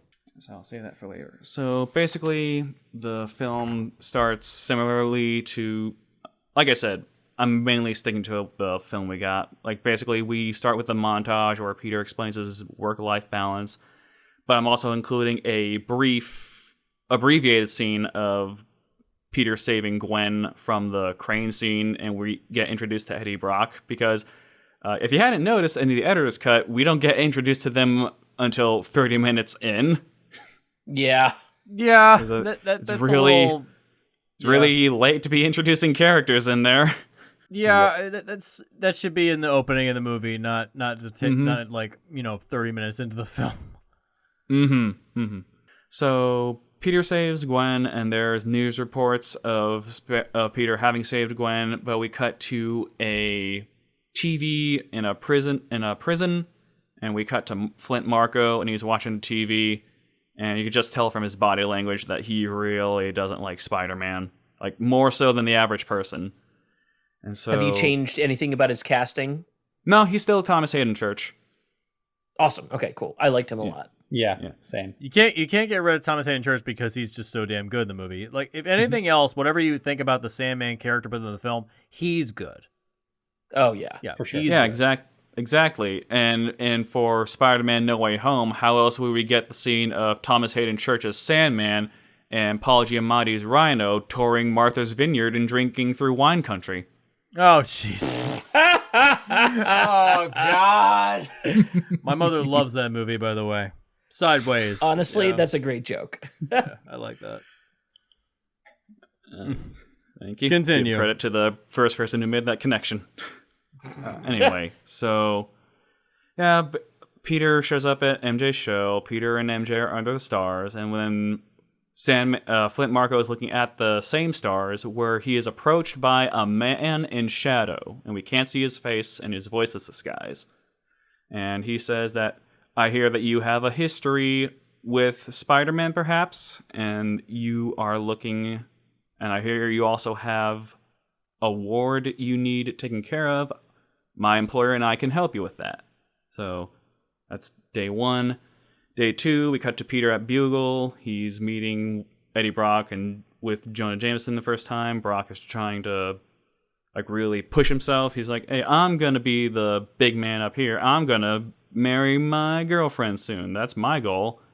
And that leads into Peter asking Aunt May for the wedding ring, kind of because he wants to really be with MJ, kind of to spite Brock. Interesting. Like that's still on his mind. And we So cut to is Harry. is the love triangle between Harry and Peter gone in this version? No. I'll get to it. Okay. Like we cut to Harry in his penthouse, like he's being prodded by the ghost or mental image of Norman Osborn saying that, hey, you've had this knowledge for how many years now and you've not done anything with it. Cut the slow and steady nonsense and kill him yourself. And Harry is like, no, I'm going to do this my way. All right, so backtrack a little. When Peter and MJ are under the stars, they talk about Peter asks Mary Jane if she has any regrets, like does she regret walking out on John Jameson that day, and she says no, because I know that you will be in the front seat like you were tonight for the rest of my life, watching me sing, just like in the cutting back to a little bit of the regular movie. So after Peter is driving home from Aunt May's place to his apartment, like instead of getting ambushed by Harry, there's an explosion in the sky. There is a space shuttle that was exploring the moon, and there was a small explosion there, and it's crashing into the Hudson. And so Peter's like, damn it, I was not planning to Spider-Man tonight. What do I do? Mm-hmm. So he steals like a brown paper bags, and he becomes the bombastic bag man. Oh, one night. wow. Oh, What a God. deep cut. Wow. Just why'd you go there, Nick? That's fun. Why not? Are you trying to merge the intro of Venom with this movie? I wouldn't say that. I'm not saying Tom Hardy's in this. But he's not saying he's not either. I mean, can we real quick fix the casting, please? Of get rid of Topher Grace because he's Nope. terrible. Nope. Fine. I begrudgingly say fine. Can we at least fix his teeth? Oh Yeah. God, the fangs. Oh, get rid of the fangs, please. I'm with Fresco on this one. Topher Grace, love him as an actor. In this role, no, not quite. No, just Tom Hardy. Just like get Tom Hardy into the DeLorean and go back to 2007 and dump him on the set of Spider-Man 3. There. I fixed it. Continue, Nick. I'm sorry. All right, so the bombastic bagman goes to save the astronauts, and Harry is there. Like, they have their big fight, and again, Harry gets hit on the head. Peter has to take him to the hospital. This is going on. Like, Marco gets turned into Sandman, but this time it's an intentional action taken on part of this mysterious Shadow Man, rather than, it's just something fell into the machine. It's just a bird, will fly out, whatever. Yeah. So Peter and Mary Jane, they go see Harry. He seems fine. And then, I made a choice to have Mary Jane take Harry home rather than Peter, because I really wanted to separate Harry from Peter. Like, Peter's like, hey, Harry's got amnesia. My problems are solved. I'm not going to question this gift horse. Right. The beginning of his douchebaggery, basically. Yeah. And I also want to give Mary Jane more stuff to do. Sure. So she takes Harry home, but then she gets the reviews that, she's not a good singer, and then she gets dropped from her show and grows jealous as Peter gets his key to the city. And then on Spider-Man Day, Marco reforms into Sandman. He's given his instructions to head to the so-and-so spot to ambush Spider-Man. But before he does, he goes to see Penny, Marco, and his wife in the movie, and basically he tells her about, hey, there's a chance that I can get you the money to help Penny with her operation. He's like, all right, do it, kill the bastard. So we get, Yep. So we get Spider-Man Day. Spider-Man showing up. He's soaking it all in. And this time, J. Jonah Jameson is there because Spider-Man saved his son, and he has to begrudgingly talk through his teeth, thanking Spider-Man for saving his boy. And it's like, you are a treasure to this city. That'd be fun. A lot. I like it. So we get Sandman shows up. He sees Spider-Man, and he's a lot more aggressive in this fight. He's actively trying to kill Spider-Man. And Spider-Man's like, whoa, we just met. Usually people have a reason for wanting to kill me. And Sandman's like, oh, it's nothing personal. I just have a job to do. ... Human spider. Oh man, you're going back to that. What? Yeah. Remember from the first one? From the first movie, that was his original nickname. His wrestler name. Okay. So Peter's freaking out. And like the way he gets Sandman to back off is that he basically tricks him into smashing into a water tower that takes him out of commission. So now Peter is like, what is going on? He goes to the police. He's like, hey, can you get me more information on the guy who shot my Uncle Ben? I feel like someone's watching me. And so like, oh, okay, just check back with us in a few days. And but we have to go through the proposal scene because Peter already paid for the reservation, and so now he's on edge. And right. So basically, the big talk of that Peter and MJ have, like, it's basically the similar, but Peter is like, he's more snappy. He's like, hey, people aren't trying to kill Mary Jane Watson from a day-to-day basis. Oh. Okay. So Mary Jane's it's like equally dickish, but in a different direction. I like that. So eventually Peter gets called to the police station, and he learns about how, like, yes, we did more digging on the man who shot your Uncle Ben. We got his name here. His name is Dennis Marco. And it turns out he had a wife and a daughter and a brother named Flint. And after the night Dennis died, like, Flint's family, Dennis's family just fell into ruin. Like, his brother Flint had to put his life on hold, and he had to just take care of the family, and eventually, like, things got so bad that he wound up in prison too. So, yeah, that's my big change. That's my big revision on hey, there was a second side to the story to the night of Uncle Ben's death. Peter, as you remember from the first movie, manslaughtered the shooter hard. Yeah, he did. Yeah. Yes, he did.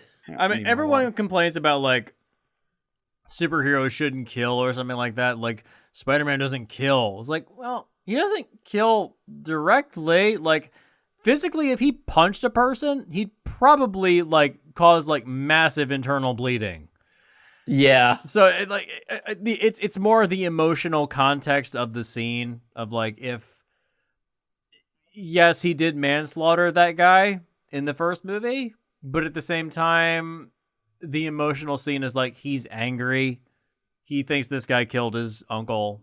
I'm okay to let it go.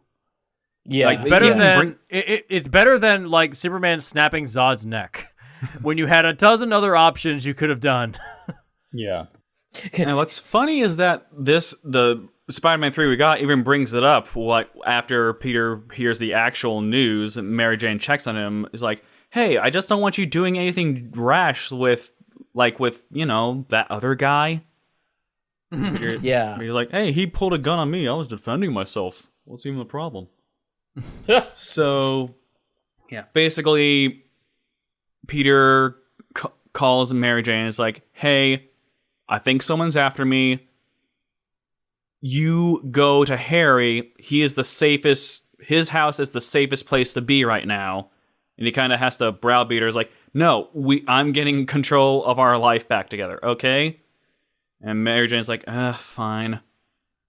So that night, Peter is listening for Flint. He gets the symbiote suit, and he's like, he takes it on the joyride, and he finds Sandman. We get the train fight, but instead of taking him out with water, because Sandman now knows to avoid that, eventually Peter's able to get out from the subway and take him to like a smelting factory of sorts. So instead of killing him with water, he's getting him out of the way with fire. Like, he is able to light Sandman on fire and turn him mostly into glass. Yeah, there's a brief moment of like that at the end of the movie when Harry Osborn uses his hoverboard, his Back to the Future 2 hoverboard, to ignite Sandman for a second and chops off his arm. That's a good moment. Imagine having his whole body turned into that. That would be good. Yeah. Back to the Future board, now with dead dad irony. Jesus Christ. Talking about the blades that stab him the same way his dad. Oh, yeah. Get it? I get it. The circuitous irony of it all. I get it. Star Wars is poetry. Yeah. It's like poetry. It's like they rhyme. Each sentence. Time is a flat circle. I'm stuck in this podcast. We can't escape. Continue, Nick. But so in this scenario, actually, who's Jar Jar Binks then in this universe? Ted Raimi. Yes, Ted Raimi. Yes, but I would argue that Ted Raimi is more interesting and a much better actor. So there's that. So actually, I have a quick question for you, Nick. Yeah. Is the Mary Jane losing her Broadway job subplot tied in the same way? Have you altered that at all? Because I'm thinking about your changes to the motivation for Peter during the dinner scene. A lot of her character development comes from not voicing her issues and like keeping everything inside, even though she has a superhero counterpart that could help her. And that leads to a lot of the rifts in the love triangle. So I'm just curious how much of that is stuck around for your pitch. Yeah, that still happens. Like, Peter will bring up, hey, no one's trying to kill Mary Jane, but before Mary Jane can question him on it more, that's when Gwen shows up, and basically the scene ends like how it does originally. Okay, cool. Just double checking. Right. So most of Sandman is turned into glass, but part of him is escape. Sandman is like Cell from DBZ. So long as his sand nucleus remains intact, he can reform. So long as he has a bit of sand around him. So he's the T-1000? So wait, pretty much. Wait a minute. Does that mean that we get like a little tiny Sandman running around because he's only got a little bit of sand and he has to go like find a playground or something to I love that. to like I love rebuild himself? To reconstitute, Okay, yeah, that's the I word I want- was looking for. I want that. Here's an idea. So, computer chips are composed of silicon, right? Yeah. Sand, right? What if he ended up in like a computer server farm and just pulled all of the server chips out of their, like, reconstituted using that somehow? See, if that's the case, Ooh. if that's the case, then like if he could already like reconstitute silicone, then the earlier thing, like turning him into glass, like smelting him, wouldn't have been an issue. True. That's true.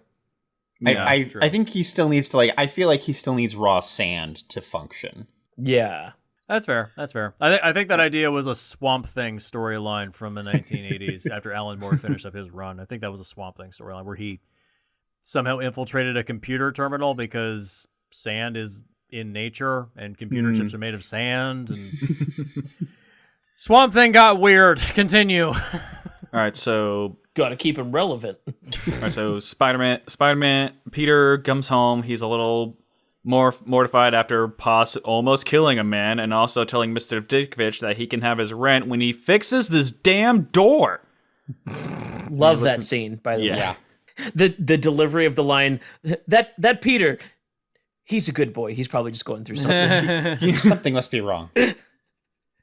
You say, you are a good woman, I am a good man. I love it. I love Mr. Ditkovich.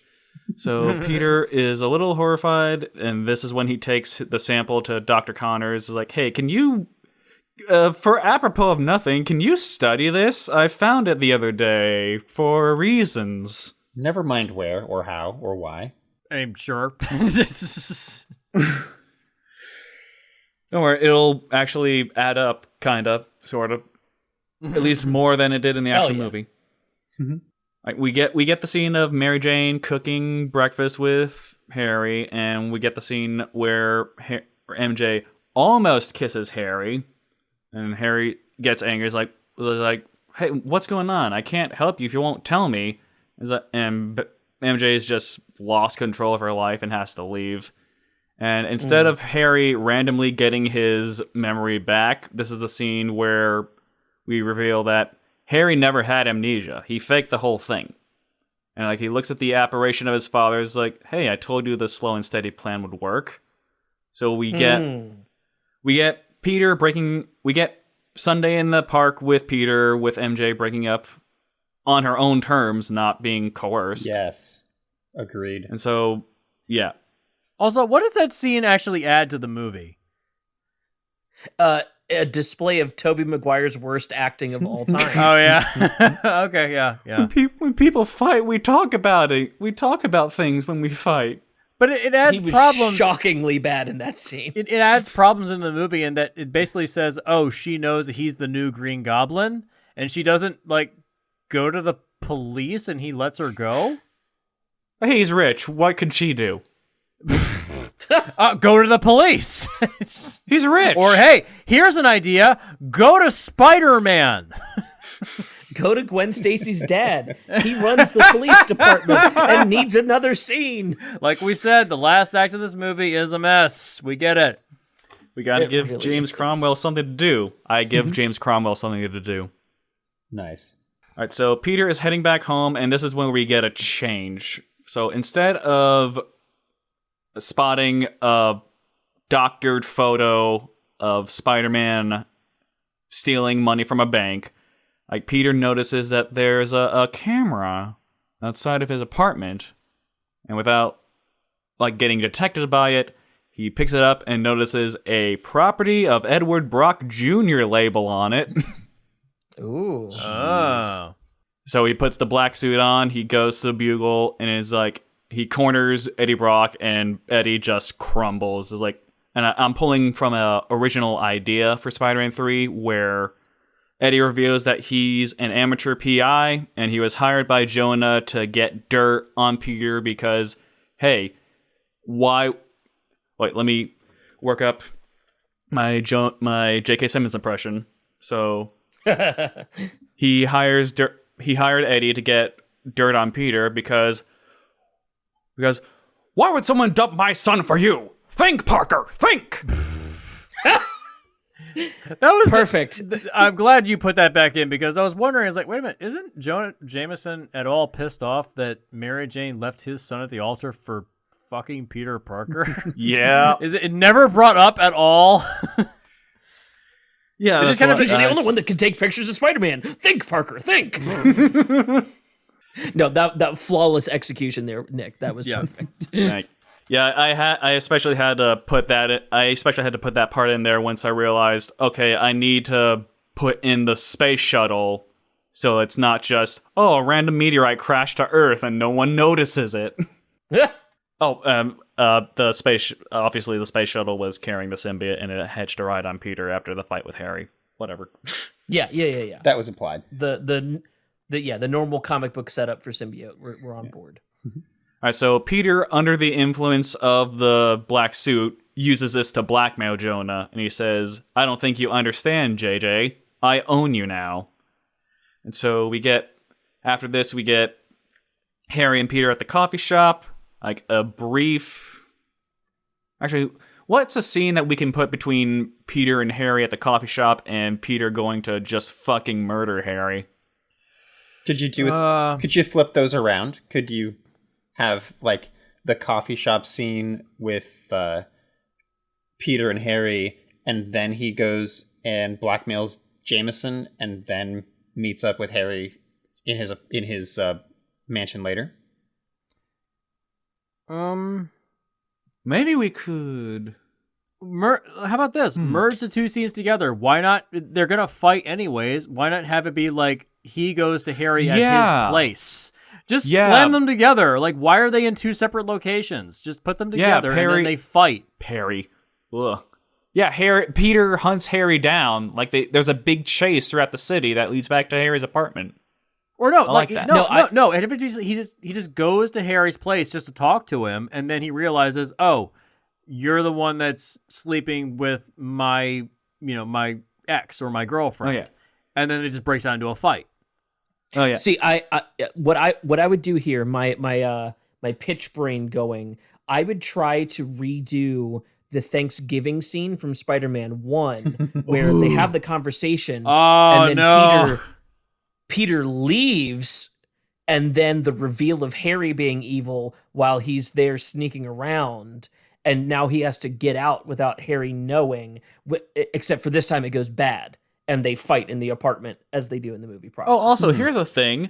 Peter's spider sense tells him when he's in danger. Yes. And the symbiote is supposed to enhance all of his abilities. So Peter can just walk into Harry's apartment, be like, hey, catch up on old times, and just know Harry's going to try something, that Harry's not being honest 100%.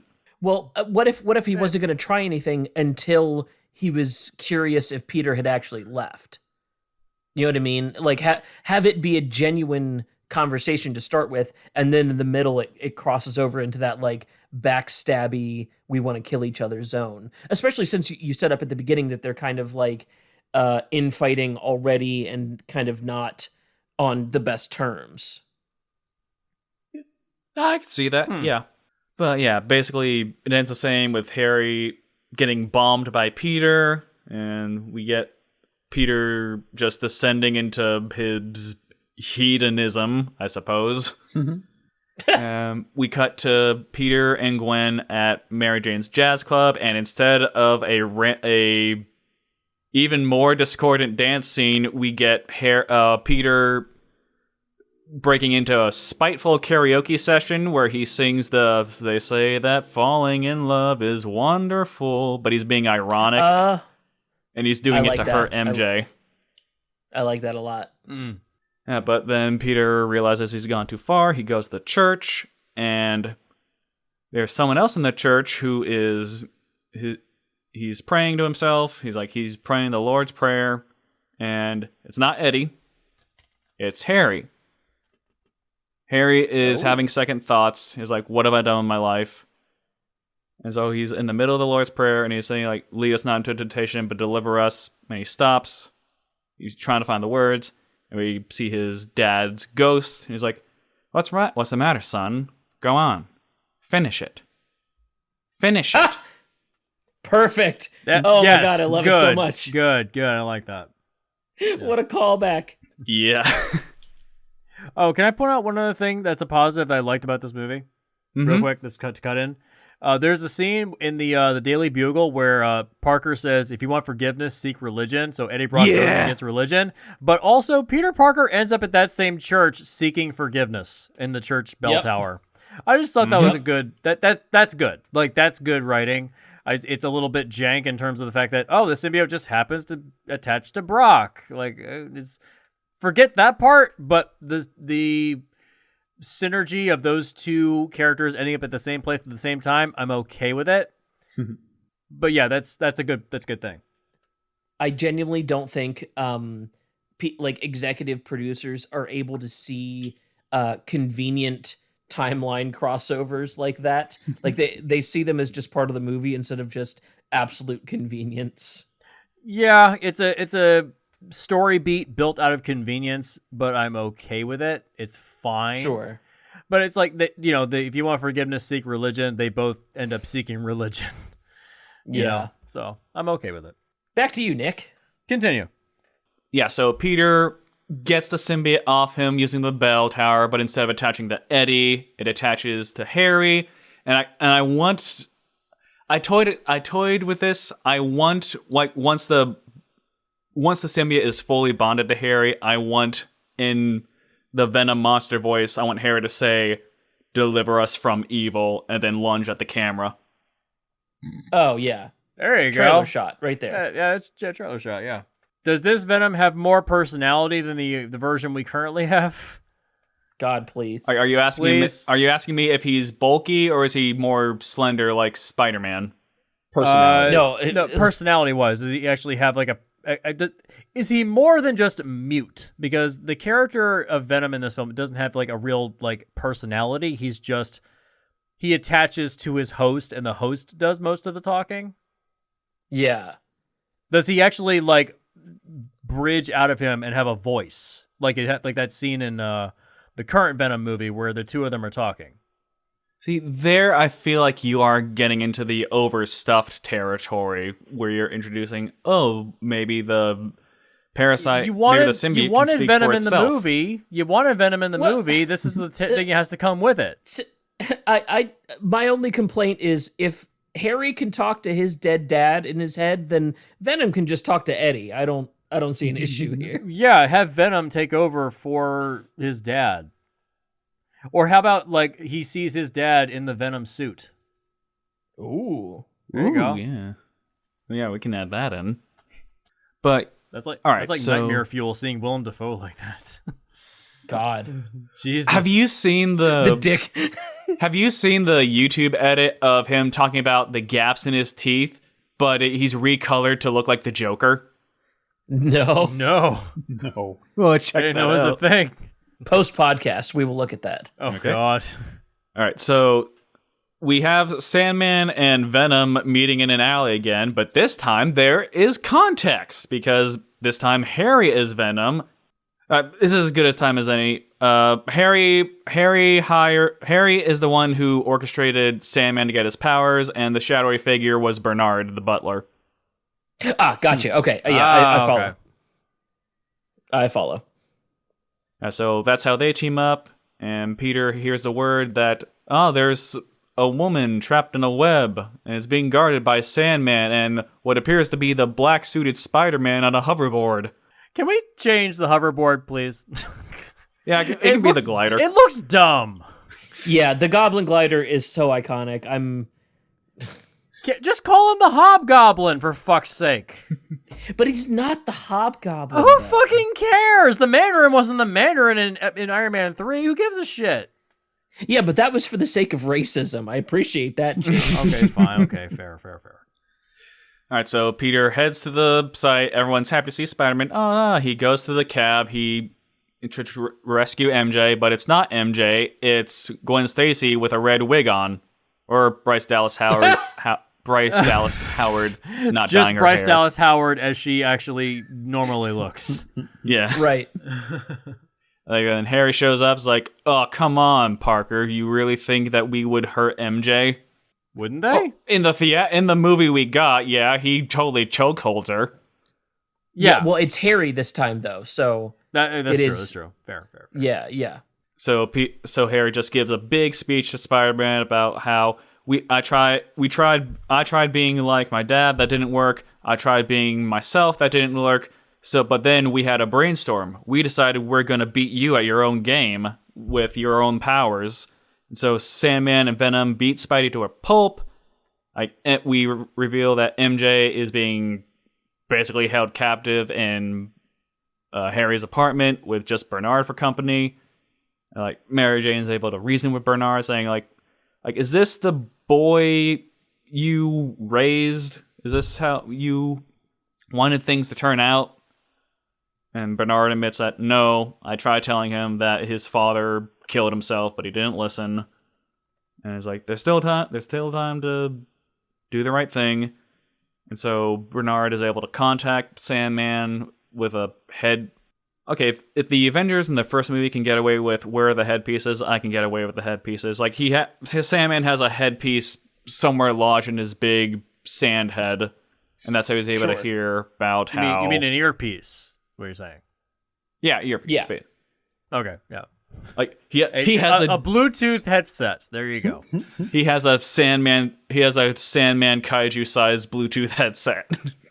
A Sony specific Bluetooth Oh, headset. God damn it, Seth. A Sony Vio laptop lodged in his core. There you go. They all use Ericsson cell phones. Yeah. So basically, Bernard is saying, Mr. Marco, I wired the money to your family's account.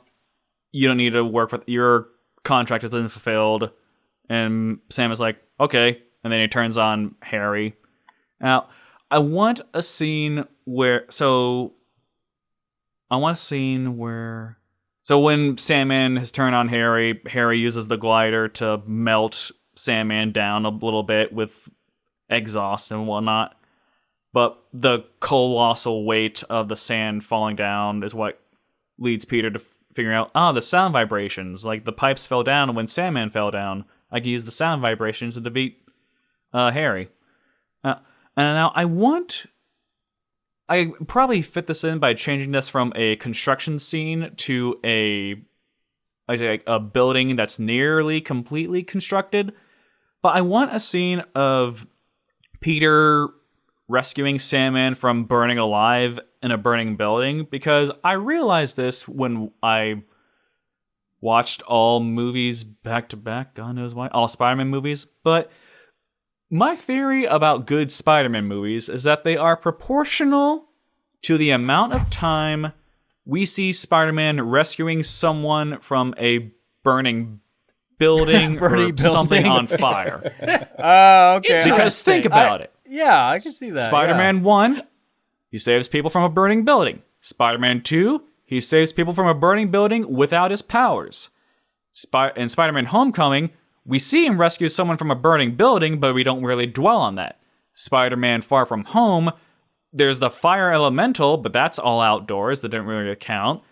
Spider-Man Into the Spider-Verse, well, who's to say that the whole universe is not a building when the super collider super explodes? That's a reach. Come on. Yeah, but Spider-Man 3, Amazing Spider-Man, and Amazing Spider-Man 2, no burning buildings. Huh. I never thought about that. Interesting. I would still say this is better than any of the MCU Spider-Man movies. Mm-hmm. By a slim margin, I would say they're better. Or this one's better. Yeah. So Peter gets Sandman out of the building, and Venom's is trying to kill them both. But luckily we have Captain Stacy on the opposite building with a sniper rifle traced on Harry. Because gotta give James Cromwell something to do. Give him something badass. That'll do, pig. That'll do. He's got to do something between iRobot and Surrogates. The same character. Same character. Same movie! All right, so basically, Peter figures out the sand. He figures out the sound problem. He's able to separate Harry from the symbiote. The symbiote grows into a big monster mash. Peter blows it up with a pumpkin bomb, but Harry goes after it, trying to get the power back. And like, because he's got the goblin serum, he is not incinerated by the bomb, but he is pretty much gonna die soon. It's like that scene. Mild spoilers for The Boys, but it's like the finale of The Boys where a character gets blown up and is just delirious, slowly dying, just reminiscing about the good old days with their loved ones. What a way to spin that. So afterwards, like, Marco is like, why did you save me? Peter's like, I couldn't let you die. Like, you were willing to let me die a few days ago. You were willing to let my brother die and ruin my family. And so we get an inverse of the confession scene from the actual movie where Peter tells Sandman his side of the story about how his uncle just died. He wanted to make the killer pay. And when he recognized him from the game, he just was in shock. He defended himself on reflex. And before he could process everything, like, Dennis just tripped out of the window and fell to his death. And that's good enough for Flint, because like he's got closure and he's got money for his niece. That's another reason I flipped it the way I did. I wanted Sandman to be an Uncle Ben like figure for Spider-Man to fight. Yeah. No, I really dig that. It's more interesting than the I forgive you, and then he floats away into a cloud of sand. That's yeah. You know what? Now that I think about it, when you're saying that there's a no Sandman cut of this film, I actually can totally see it. Yep. Yeah. His scenes are so segregated from everything else in the film. And even though he is the heart and soul of the movie, like he is the thief with a heart of gold, I can see how you can excise him entirely from the movie, because when he's not on screen, Peter Parker never really thinks about him that much.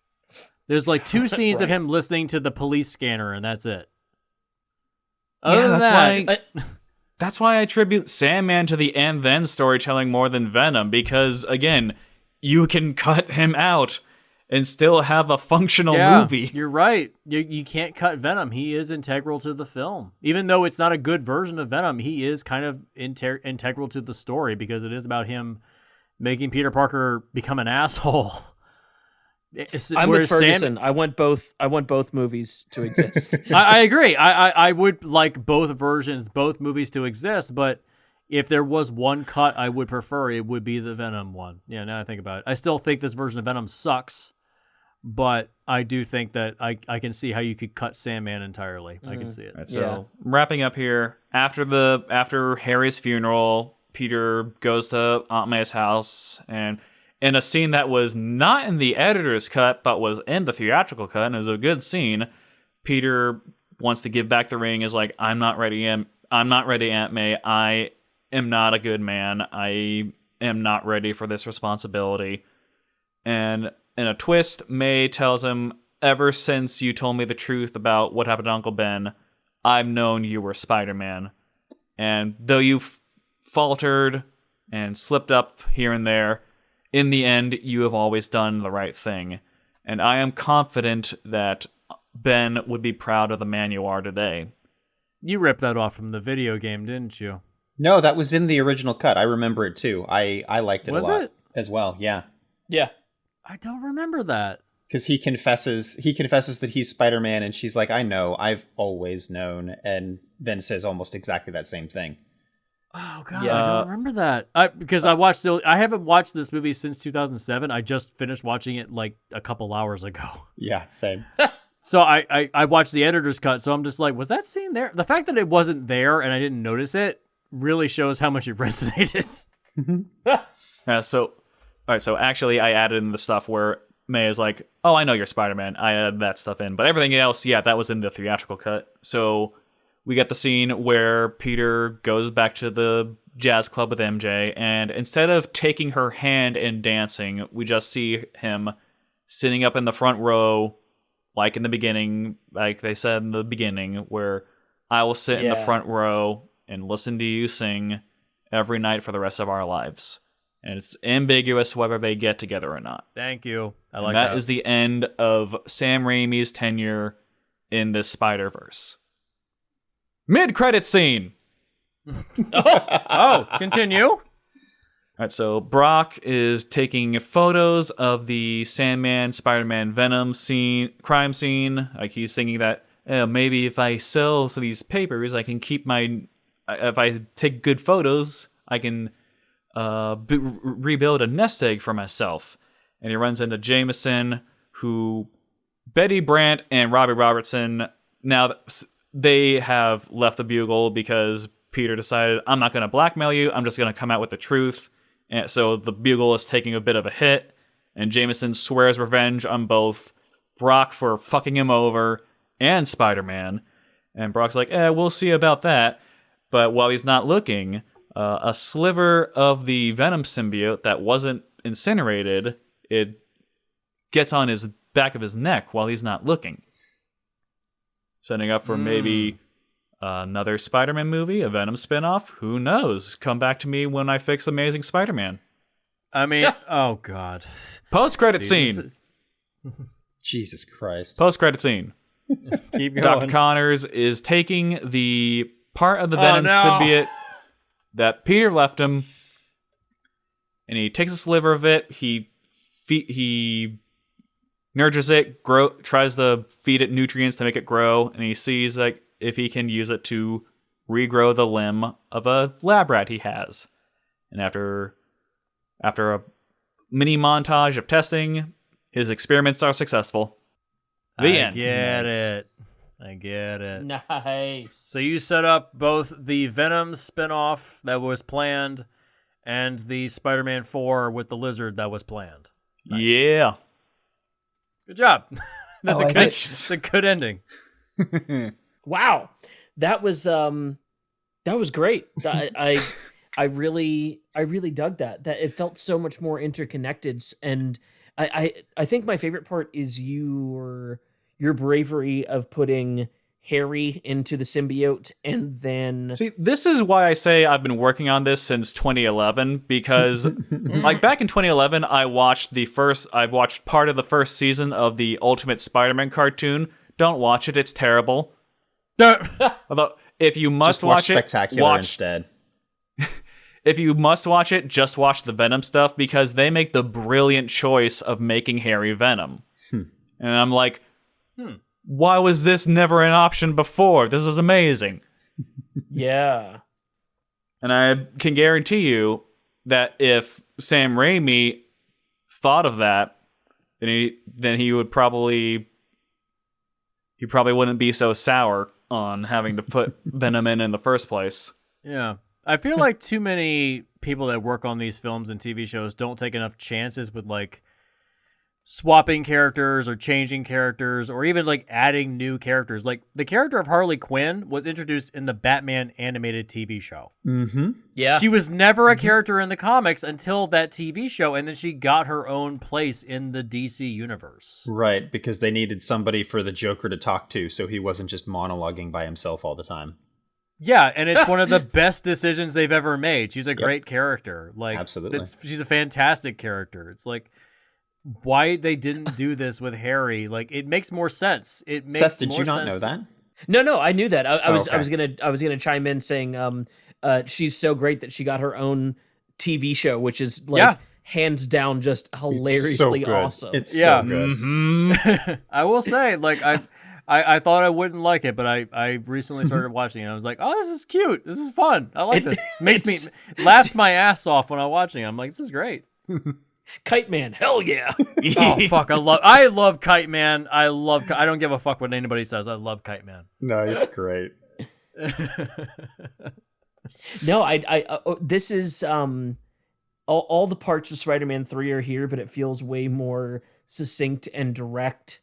Honestly, I think the biggest stroke of genius besides Harry as Venom is setting up Flint Marko as being connected to the end from his first scene.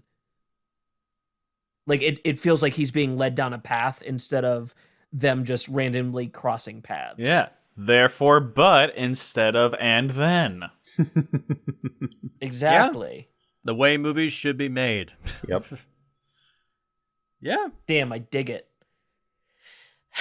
What a great season ender. I'm feeling positive things towards Spider-Man 3. Yeah. What have you all done to me?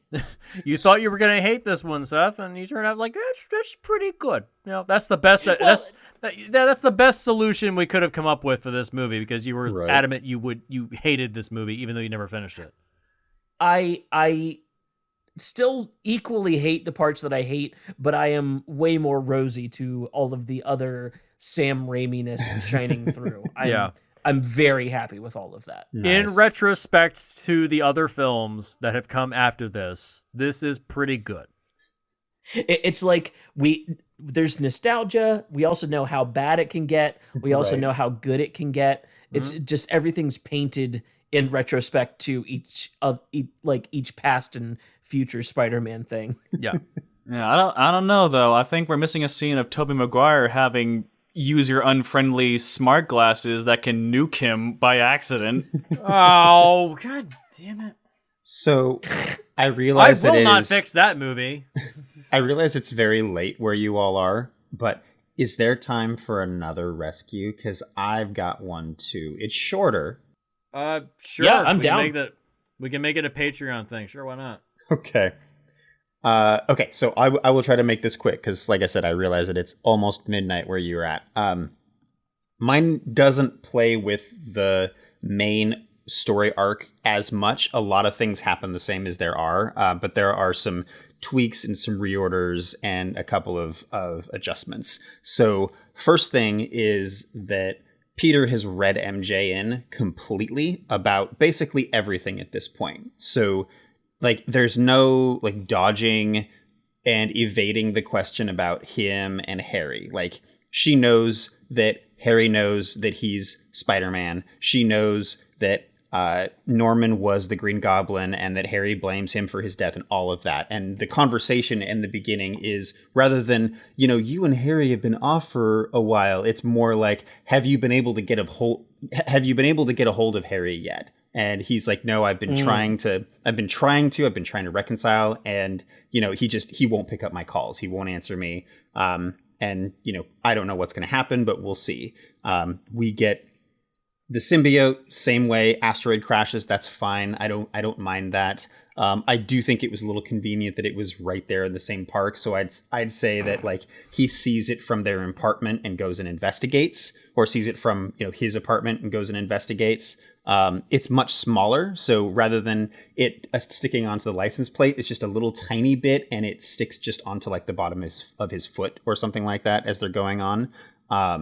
Okay. I also want to make Brock a much bigger part of Act 1. He and Peter already have an established rivalry. Brock is trying to hedge in on his turf. He wants to be the guy, and the two of them have been competing for a while at this point. And over the course of Act 1, while Peter is dealing with the MJ stuff, while he's dealing with the Sandman stuff, Brock is winning more and more and more favor from Jameson, and he's doing an okay job of making Spider-Man look bad. We also get to see the little intercut shots of Harry doing his plotting and planning and stuff and scheming. And partway through Act 1, maybe halfway through Act 1, we get the fight on the glider, we get the accident, we get the amnesia and all of that. But this time, because Peter is a good friend, once they get out of the hospital, he sits him down and lays out everything and says, look, this is going to be a lot to take, but this is what's going on. I'm Spider-Man. I'm Spider-Man. Your dad was kind of a bad guy. He and I got into a fight and he died, and you got into your accident because you thought I killed him and were attacking me. And it's not how it happened, but that's what's going on. And that kind of has a little bit of a different take. Harry stays good in this version the whole time. He understands what's happening. He takes that in and he goes away for a while, but he because he needs to process it. But he and Peter kind of reconcile over the by the end of that part, or by the end of Act 1.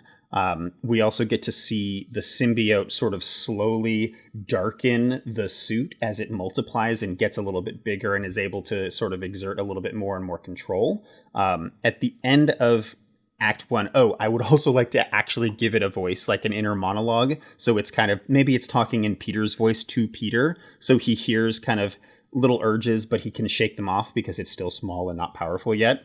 And he's not super. So basically, angry. What I asked for, which is to give him personality. Yeah, exactly. Thank you. But it's he hasn't, like, Peter hasn't hit rock bottom yet, so he's still able to just sort of push it off. By the end of Act 1, though, Brock has got the job at the Daily Planet. Or the Daily Bugle. Sorry, wrong series. It's easy to make that mistake. Yep. Someone was gonna do it at some point. So Eddie Brock has the job at the Daily Bugle. Peter and MJ aren't broken up yet, but they're like rocky. And at the very end of Act 1, we see the symbiote kind of fully take over the suit and starts to really be able to exert control, which is going to be a big piece of Act 2. Act 2 is going to mostly revolve around, we're still going to have, the Sandman stuff in there, but it's mostly going to revolve around Peter getting kind of darker and darker. He and MJ are growing further and further apart, and MJ and Harry are growing closer and closer. But it's just friendship. There's nothing romantic. It's not, there's nothing sinister there. They're good friends. MJ needs somebody to talk to and needs some companionship because Peter's never around and he's kind of being a jerk. And they, and Harry's just kind of there for her. Over the course of Act 2, as the symbiote starts to exert more and more control, Peter gets Eddie fired. MJ breaks up with Peter for real, just of her own volition, because he's being an asshole and he's never there and he doesn't pay attention and he doesn't give a shit about her. We still get the scene with Gwen Stacy, or maybe it's Ursula. That works too. At MJ's diner. That still happens, but we don't get the big extravagant, dance off or anything like that. It's basically just Peter takes her to this fancy place and they sit down at the table and they see Mary Jane come up on stage. She sees Peter, they lock eyes a little bit. She freaks out a little bit. Ursula sees what's happening and is like, "Oh, really? This is what this was all about? You didn't care about me at all?" And she just kind of gets up and leaves. And does the same thing, like, I'm really sorry, MJ. I didn't know. And she glares at him and leaves. Peter freaks out. Basically the bar fight still happens the same way. Peter, does all the same shit that happens there. Only now he just kind of, when, like, at the end of it, he sees, like, Harry is around or something like that when she, like, after the fight's over, let's say she calls Harry and he recognizes that that's what's happening. And now he assumes that Harry is the other man, that he broke up, that MJ broke up with Peter so that she could date Harry. So he goes up and he attacks Harry. And we get the same fight in the mansion that we had before, but the roles are reversed. We have Peter in the dark suit trying to really, go after Harry, trying to kill Harry, and Harry is trying really hard not to hurt Peter, just trying to keep him sort of subdued and talk some sense into him. It ends with the explosion that, from our perspective, we can see a little bit more clearly that it's something that Harry probably survived. But from Peter's perspective, it looks like he just killed his best friend. And that's the piece, like, that's the thing that snaps him out of it and makes him go try to get out of the symbiote, out of the suit. So he escapes the suit. The suit doesn't, like, it's not like he escapes the suit and then it falls into Harry or onto Eddie. It's just he gets away from it. He can still do the church bells. That's fine too. Everything's there. Except that now we can see that the suit, the symbiote, which is much bigger now than it was originally because it's had a whole bunch of time to, reproduce and to grow and all that. It starts moving around of its own volition, and it kind of has its own little inner monologue, and it's been around this whole time. So knows everything that's gone through, and it knows exactly who it needs to go find. And so you can even hear it be like, Eddie, as it's going around and searching, searching the city, moving, trying to find what's going on. So it takes over Eddie, and in Act 3, we get Eddie as Venom, but Eddie's not trying to kill Peter. Eddie's trying to be Peter. He wants to be he thinks he can out Spider-Man. So he goes out trying to, save people, but he's doing it vigilante style. He's being he's beating the shit out of people instead of just capturing them and webbing them up and everything. And the city doesn't, because it all happens so fast, the city doesn't realize that it's not Spider-Man. So he actually does start giving Spider-Man a bad reputation. Meanwhile, we have Peter still thinks that his best friend is dead and that he killed him. He's a mess, but he's still trying to do the right thing, trying to be Spider-Man. And he ends up getting into a fight with the Sandman. I don't know if I want to have MJ get kidnapped again. Maybe she does, but she has a little bit more agency. She's running around, just trying to escape on her own while Spider-Man's fighting. Whatever. I don't really care about that. But he's fighting the Sandman, and Venom shows up to fight the Sandman, but sees Peter and starts fighting Peter. And so now you have, basically, they're not a pair, but they are both trying to go after Peter, and he's having to fight them both off. The good, the bad, and the ugly. It's reminding me... Exactly. Yeah, there you go. It's reminding me of the end of Jurassic World, where it's the T-Rex versus the T-Rex Indominus versus Rex, the Indominus versus and the Raptor. Yep. Yeah, it's With no Blue. one's on anyone's side here, but so it's just awesome chaos. Exactly. And we do, at this point, we can get Harry he can come back and save the day. So now it's 2-on-2 basically, or 2-on-1-on-1 instead of both of them just trying to him trying to fend them all off. It's all 4 of them going around, and we can still get some of those coordinated attacks. But it feels a little bit more. It feels better because Harry isn't flip-flopping back and forth between good and bad. He's been good the whole time. So it's a little bit more satisfying to see him fight and work with Peter. I still don't think that he dies, or if he does, it's not so ham-fisted. He can die in the fight if we need to, but basically the rest of the movie ends the same way. I really like Nick's ending with him just sitting in the front row watching MJ perform without them dancing or whatever. Yeah. Those are the changes I would make. Nice. Interesting. Yeah. I Just like it. give it a second pitch. Give it a little bit of extra closure and a little more structure, and kind of put things together a little bit better. Does Sandman exactly. still No. get retconned to be Uncle Ben's killer? Nope. All right. He's just a dude. Good.